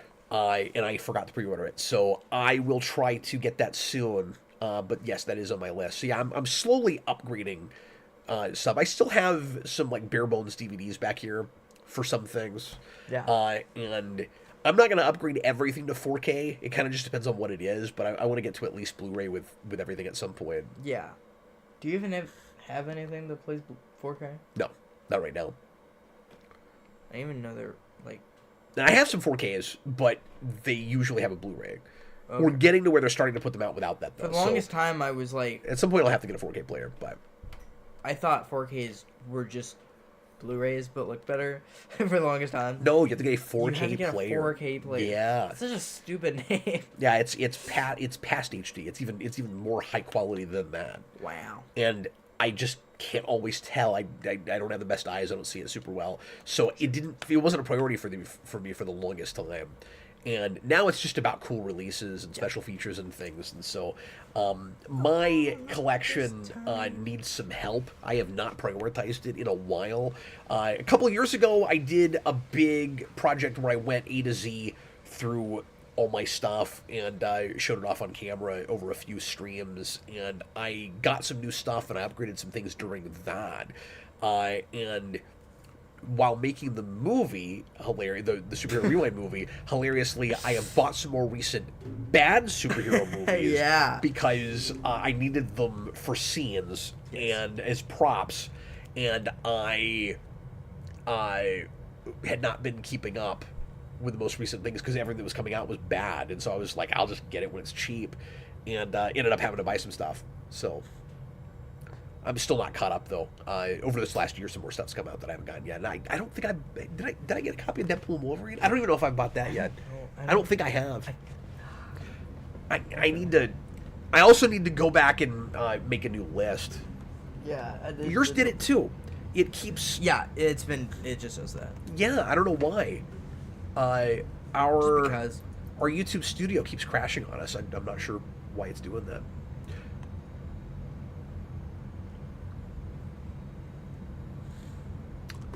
Okay, Jason, we've still got about 12 minutes left in the program, so what else do you see? 12 minutes. And you've still got time to throw some questions out, so we'll call this, I guess, last call for Super Chats. We have a $5 Super Chat from Dan Schneider. Is Birth of a Nation a superhero movie? Some clown did a 2-hour video arguing it is. I guess you have to do it for Rewind now. Well, just because some clown, and I'm using your terminology there, did a big dissertation on that doesn't mean it counts. I haven't seen that since college. I would think not, though. Really? I haven't seen it, so I should, but I'm watching the past 100 years of movies. I'm doing that project right now, and it only goes to the 20s, not the 10s. So. Oh. Sorry. Yeah, Jason and his mom are watching a movie for each year. Yeah, from the past 100 years, from 1924, and we've watched one. Yeah, so you tried to do a second one and it didn't work out. No, we watched, because they're silent films, obviously there are some really bad versions that come out, and we got one of the worst soundtracks I've ever heard. It was just this crappy organ music that just kept happens. Oh my god. Why did you guys watch it as long as you did? You should have just went and found a different copy. Well, we didn't know that, we only watched 5 minutes of the organ music. It wasn't there through the whole thing. Okay. Just through the dinosaur parts. What was it? Lost World. Okay.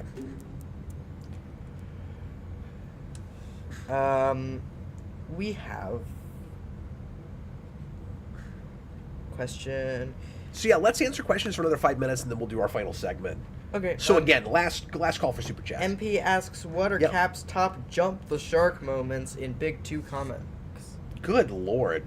Off the top of my head, and I mean, I'm rusty. I've not been in comics real hard lately. Austin and I have started reviewing comics again, which is exciting.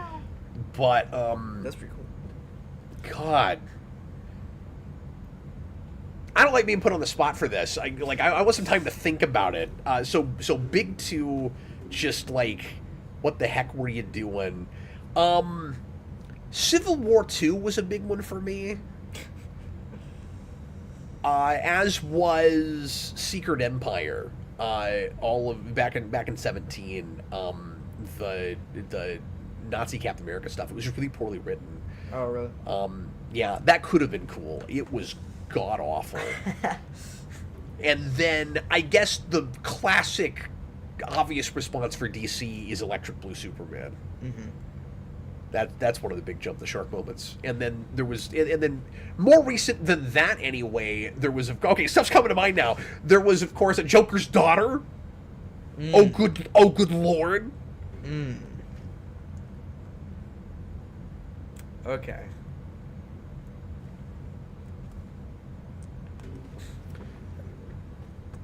DJ, that'd be a fun video to do. We could, Cap, we could just talk about all the recent new superhero upgrades that have come out lately. Yeah, we could do that. I've not been keeping up real hard, but I can look that up. And DJ's like, I just want to talk about movies. yeah, well, I mean, if it'd be cool if you want to do that on your channel, and you could come over here and we can do a commentary on something. Yeah. Okay, what else? We have a Patreon question from Victor Cap. Between Spawn Year and 89 for 89, it seems to me like you sometimes enjoy making life difficult for yourself. Are there any other... It does happen, yeah. Are there any other Herculean projects you've considered doing? Yeah, I think what happens is I get this... Yeah, I'm basically like Marvel. I get these like big gimmick ideas, and I got to do that. The shark? Yeah, exactly. And it sounds like a great idea at the time, and I don't realize just how daunting it is until I get into it. And I always think, oh yes, I know that's daunting, but I can do it. And then I get a few in, and I'm like, what the hell am I doing? Well, you did not Spawn Year. Not Spawn Year was like that, and I didn't end up finishing that. I keep wanting to come back and actually do the rest of them, even though it would be a completely different year. But some of the reason that I dropped off of that was there just wasn't a lot of interest in it. And it was really hard to justify the time in my day it was taking to do those, because I'm wordy, and I was talking about them longer than I ought to have been and all of that. But anyway, but as far as other Herculean projects like that, I have had Spawn Year-esque ideas, one of which we started doing years ago, of course, which was reviews of Nightfall, and I also ended up axing that project because it was the interest wasn't there enough for the time it was taking me to do with a baby coming was really what ultimately happened, or with twins coming, which is really what ultimately ended up happening with that. I think that's the timeline there, if memory serves. It all runs together. But yeah, I mean, I have crazy super lengthy, complicated project ideas all the time, and a lot of it is, wouldn't it be fun to do every single one of this? You know, I have that a lot. One, and I kind of pitched this at the beginning of the year, and then I ended up doing 89 for 89 instead, but this is not to say this will never happen. One idea I had was another kind of daily kind of show that would be, and again, part of the reason I didn't do it was just last time I tried to do a daily thing, I did not have time to do it. So I would maybe have to formulate this differently than an everyday sort of thing, but going through the DCAU an episode at a time. And that's a thing people seem really excited about, and that I would like to do at some point. Yeah, that could be really fun. But the reason that I went ahead and did 89 for 89 was so that I would have extra Patreon content, because I didn't feel like I was giving Patreon enough stuff. And I would not feel right doing DCAU for just Patreon. Now, 89, people can watch while I'm broadcasting it. Yes. But I wouldn't do DCAU that way. That's a thing that people want me to talk about too much. Jason and I were doing the pilot show, which I'd love to get back to at some point. Yeah. That's pretty cool. But that wasn't like a completionist thing. That was just watch pilots. So, like, that can end, anytime. I know I've had other things, but we've got more super chats that have poured in. People trying to get to pick what Jason and I review soon, and try to if you've left super chats, try to stick around until the very end so that you can give us your pitch during the show if possible. It's cool if that doesn't work out though. You can just leave us a comment or send me an email, or yeah, those are the two best ways to do it. Anyway, Jason, throw us the rest of the super chats. We have a $5 super chat from Dan Schneider, and he says that Birth of a Nation guy was one of those superheroes or fascist people. The thumbnail has a picture of a Klansman next to Batman from Dark Knight Returns. I kind of figured that when you said it, but he's a clown. Anyway, I don't have anything to add to that, but thank you very much for the super chat. $5 from 5590 years. He's back. I'm telling you, this is how he worded this. Okay. In your opinion, is there any stories left to tell with the Matrix franchise? So my stock answer for that has always been, The Matrix was a great standalone movie that did not need sequels. Could there have been a great story that was more consistent with the rules and lore and ideas established in The Matrix than what we got? Yes. It was too popular. It got very commercial. What exactly would that look like? I don't know. The obvious thing to do is kind of what they did, which is a tear down the system sort of plot. But what I would be much more interested in would, and I don't have this with most franchises, but would be an epic prequel movie or possibly even trilogy showing the birth of the Matrix and then one or more of the versions that existed before the iteration that we know in the first movie. Do you want one where it's a prequel where Morpheus and Agent Smith were once friends? No. Oh my God, no! Don't Mufasa it! Yeah. When are we going to do the blind commentary on Mufasa, Jason? Well, you did a blind commentary on The Lion King, so... Yeah, and I hardly got through that. I've heard it's good, so... That's not what I've heard. It looks awful. Maybe that'll be the commentary. I'll try to get DJ to come back for it, because DJ did The Lion King with me. Yeah. I think. Didn't he? I'm pretty sure, Was DJ on that? Yeah. Remember when you did those... I really liked that series when you did the, question commentaries where it's like you don't know what you're gonna get, like the grab bag commentaries. Yeah. I really liked those. Yeah, I'd like to do more of that too. That could be fun. Yeah, DJ. At some point, let's bring back a.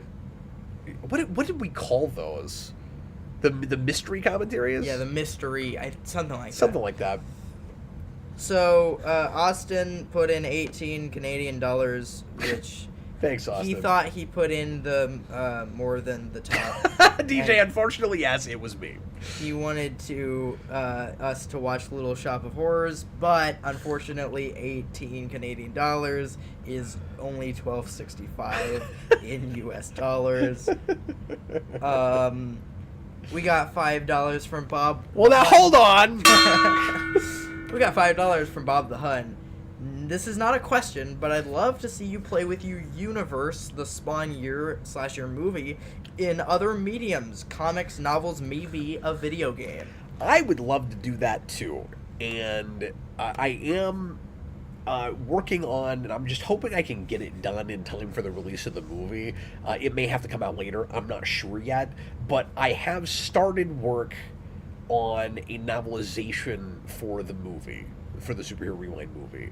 But the idea of doing original stories about the fictional versions of our characters in other mediums is appealing to me, and I think that would be really fun to do. I have thought about even, Jason, doing a kind of novel version of Spawn Year where I collect all of the written reviews. Yeah. Where it would be basically like the journal, and you could just read it. Yeah. But it would maybe include some extra material that would at least bookend it. I'm not sure how I would do it. And going back and trying to read my chicken scratch from those would be horrible. but honestly, I would just listen to the actual thing. And yeah, and just type it out. That's probably how I'd do it. Yeah, that would be a ton of fun to do. Yeah. We have to come up with the right stories, but I've had ideas for I've had a really good idea for a video game based on the superhero Ray movie. I can't pitch it because it would be spoilers. Oh, I thought you were saying you couldn't remember what it was. I can't do it because I'm not good at programming or anything. But yeah. You should do a text one though. It's kind of like a blend between a top-down RPG and Crazy Taxi. What? That's awesome. And like, it would have like action similar to like Link to the Past or something. And I thought it would be really cool. But what were we talking about recently? Were we talking about like a card game version of Spawn Year? Oh, we talking about a Spawn Year deck builder. A Spawn Year deck builder, yeah. That's what we were kicking Talking around. about that. Yeah. So yeah, we've had ideas for at least like other adaptations of these projects in other media. Yeah. But as far as original stories, I haven't come up with anything, but I'm not against trying it. Okay, let's go ahead and figure out who the winner is for the Super Chat goal tonight, Jason. Well, the winner is, with $20, Bob the Hun. Thanks, Bob the Hun. We really appreciate everybody for supporting us this evening, and of course just for being here. But thanks everybody who participated in our little Super Chat challenge here. And Bob the Hun, you get Super Chat challenge. You get to decide what Jason and I are reviewing, what movie we're going to talk about in a few weeks. I'm not sure exactly when it'll come out, but we'll try not to wait too long. I think here in a couple weeks we should be able to watch something. And in the meantime, while he's thinking of his thing, hopefully he can get it out for us. Bob the Hun, if you made any of those projects, I would buy them. Thanks, man. Oh, speaking of buying stuff, well, I just want to mention this real quick. We are going to try to get out some merch for the movie pretty soon. And I've said this before, and some people are wondering why I'm doing it like this, but I'm not actually profiting off the movie for a number of reasons, and I've decided to handle the merch the same way. So we're going to try to do T-shirts and posters at least. And if you want to get that any of that stuff, just because you're interested in the movie and you think it'd be cool to have them, we'll make those things available. But I'm going to put them out at cost. And people are like, well, I've had a couple people that have said, well, Cap, you should profit from the movie you're making, and we'd like to support you that way. If you want to support us, Patreon and Super Chats, and you'll get cheaper merchandise than I'd be able to do it by putting it in for a profit. We don't make very much on that stuff anyway, and I'd rather people be able to just get that stuff without it being hiked up, and then we're still not making very much off of them. And then again, if you want to help us out, throw us a super chat somewhere, and that's great. We appreciate you. But yeah, the movie itself, and I'm just trying to be sort of consistent with it. The movie itself is very fan filmy, and there are some, not a ton of it. There's enough, because of the nature of what it is, dealing with superhero movies, there's enough copyrighted material in it that I can't sell the thing. And it's a lot less of a legal logistical issue if I just don't monetize it, put it out for free. And we also we did crowdfund it, and of course all of that went back into the movie. Of course that's what it was for. So we appreciate everybody that helped us out with that. But the whole thing was just a passion project, and I wanted to do another narrative project like this as a follow-up to Spawn Year, especially because the Batman Year thing didn't work out. And I keep wanting to call this like kind of just a gift to the Geekvolution viewers. It's kind of that. We also asked some folks to help us pay for it, so it's not exactly a gift, but you know what I mean. That's some of the reasons that I'm not looking for any profit on this. But anyway, I just hope people really like it. And then, this is going to sound like such a cop-out, but then I'm also going to feel better if everybody hates it. And I don't think people will. I think people will enjoy it. But this way, I mean, I'll feel bad for the folks that helped us pay for it if they don't like it. Yeah. But I won't feel quite as bad if everybody that watches it doesn't have to pay for it and then goes, God, that was god-awful. Yeah. So, just because the weird nature of what it is. It's not that I don't believe in the thing I'm making, but it is admittedly a very self-indulgent sort of project. So we have another super chat real quick. Oh, thanks, $5 Chewbacca's super Lover. chat from Chewbacca's Lover. He says if you did novels/graphic novels, you could do things more bombastic and crazy, and you could do crazy things, and you would not be limited by budget. You should look into it. That's true. Yeah, the hard thing with comics, of course, is just finding an artist that's willing to do it and that can get things in, timely. So maybe some kind of a novel. I don't know. Jason, let's do our last segment real fast, man. Before we do that. Oh, sure. We have a request. We have our movie. Oh, I didn't see that. From Bob the Hun. I can't wait to find out. Would 7 be an acceptable request? Maybe, but let me double check and make sure that I've never reviewed that before, because I thought I maybe did. It would have been pre the show being called Request. Because I think I've seen that one time,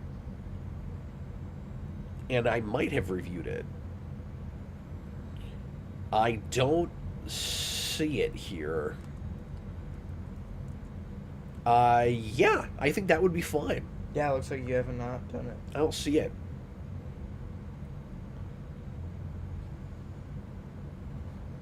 Okay. Sounds good. Yeah, I think that'll work. Cool. Yeah, I mean, that's an R. It's not something you'll have any trouble getting through, I don't think. Sure. Okay. Let's get to our last segment. Absolutely. Can you just write that down? Yes. Actually, I'll just go ahead and get it in the request document here. Yeah. You have a document with all that. I just don't want to take too long. Bob the Hun says you were supposed to do a commentary for Halloween, but you forgot. Oh, is that what happened?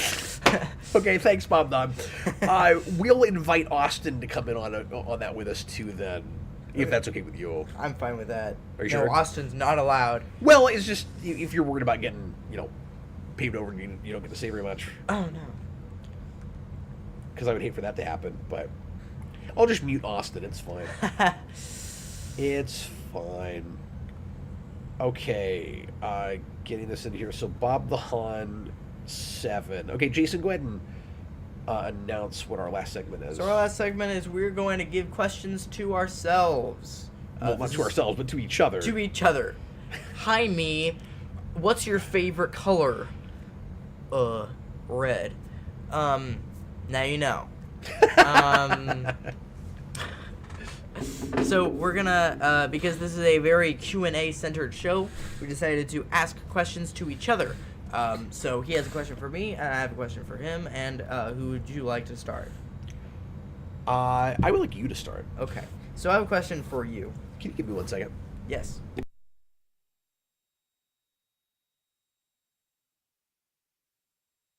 All right, go ahead. If you found a genie lamp after the genie sang a big song about being your friend and complained about being inside said lamp for 10,000 years, what are your 3 wishes for that genie? Wow, I'm sure somebody's asked me the 3 genie question or three wishes before, and I'm assuming the rules are the same as they are in that movie. In Aladdin, yes. You can't make anybody fall in love, and you can't resurrect the dead. And you can't ask for more wishes. You can't. No wishing for more wishes. Yeah. But those are all kind of pathetic anyway, so I wouldn't ask for those things. There's a loophole. Wow, something happened to you. Stop it. So, Jason's giving away dialogue from our movie. Let's see. What would I... Man, can we come back to me? Can I think about this for a while? I feel very put on the spot again. Should I give geeky answers or, like, real answers? I mean, you can do real answers. You can do geeky answers. You know? Whatever. 'Cause one wish would be, I don't even know how exactly you'd word this. What one wish would be for the bureaucracy of and politics of Hollywood to change so that every piece of entertainment that comes out is an artist's unadulterated vision. Yeah. No matter what it is. That's a really good. Whether it sucks or not, but there's not any studio oversight. They can make it any way they want to. There's not any censorship of any kind. That would be the first thing. Well, and having said that, I guess the second thing would be no censorship of any kind, like in a more broad sense. Just get rid of censorship, just as a thing. Sure. I guess would maybe be one of my you wishes. Do a gong between each one. Oh, that was weird. That was weird. And then, oh, it's so funny because I guess I actually would like one of my wishes to be bringing people back from the dead, but I can't do that. That's so funny. I was like, that's lame. And then immediately I was sitting here thinking, God, it'd be nice if we could bring back people like Adam West. And, oh, we can't do that. Oh, I thought... We can't resurrect people. Imagine, I originally thought you were talking about some people you knew. No, I was thinking more the geeky direction of things, you know? Like yes, of course, people I know. Like, yeah, yes. I thought that's where I wasn't. I would have had like a catch-all. Here's the list of people that I would like, you know. But can't wish for more wishes, Dad. Yeah, Dad. God, what would my third thing be? Oh, obvious, easy. You know what I'm gonna say. You know what I'm gonna say, right? 50 more tattoos. No, I mean, I could make that happen eventually if I really wanted that many, I guess. No, it'd be retcon all of New Track. Oh, sure. I was gonna say, like, everyone gives you more money for super chats, like. And ideally, erase it from history. Yeah. Not just retcon it, but none of us ever had to sit through any of it. Yeah. Okay. So that's my three wishes. Those are the three things that come to mind right away. Okay, what's your question for me? My question for you is, and W. This is actually related to the thing I just said, is who is, and obviously you've hardly seen any New Trek, but I would say don't be like lame and obvious. Go before New Trek. Just ignore that. Okay. You know, who is your least favorite character in Star Trek? Okay. Oh man, I mean the big obvious one is Loxana Troy. That's the first one that just immediately jumps in my mind. Because not only do you have to sit through her in one episode, she's a recurring character. Yeah. That's what really gets me. No, they treat her like Q. Yeah, and she's got probably as many episodes as Q. Yeah. Now, you haven't seen her stuff in DS9. She's great in that. Okay. That'll turn you around a little bit in that character. It won't make you want to go back and watch her TNG episodes or anything. And it also makes me like Troy less, too. Sure. That's a good answer. I'm trying to think if there are any characters that are just like that annoying. I know you don't. I don't care for Voyager, so I would think maybe Voyager, it'd be a character in Voyager. Yeah. So the next thing I thought of was Q2. Sure, but that's a one-off. And I mean, you could say 2 episodes, right? No. Is he not? Okay. No. I thought he was. You're talking about Q's son? Yeah. No, he's just introduced in the episode Q2 in season 7, okay. and he's terrible. He's played by Delancey's kid. Yeah.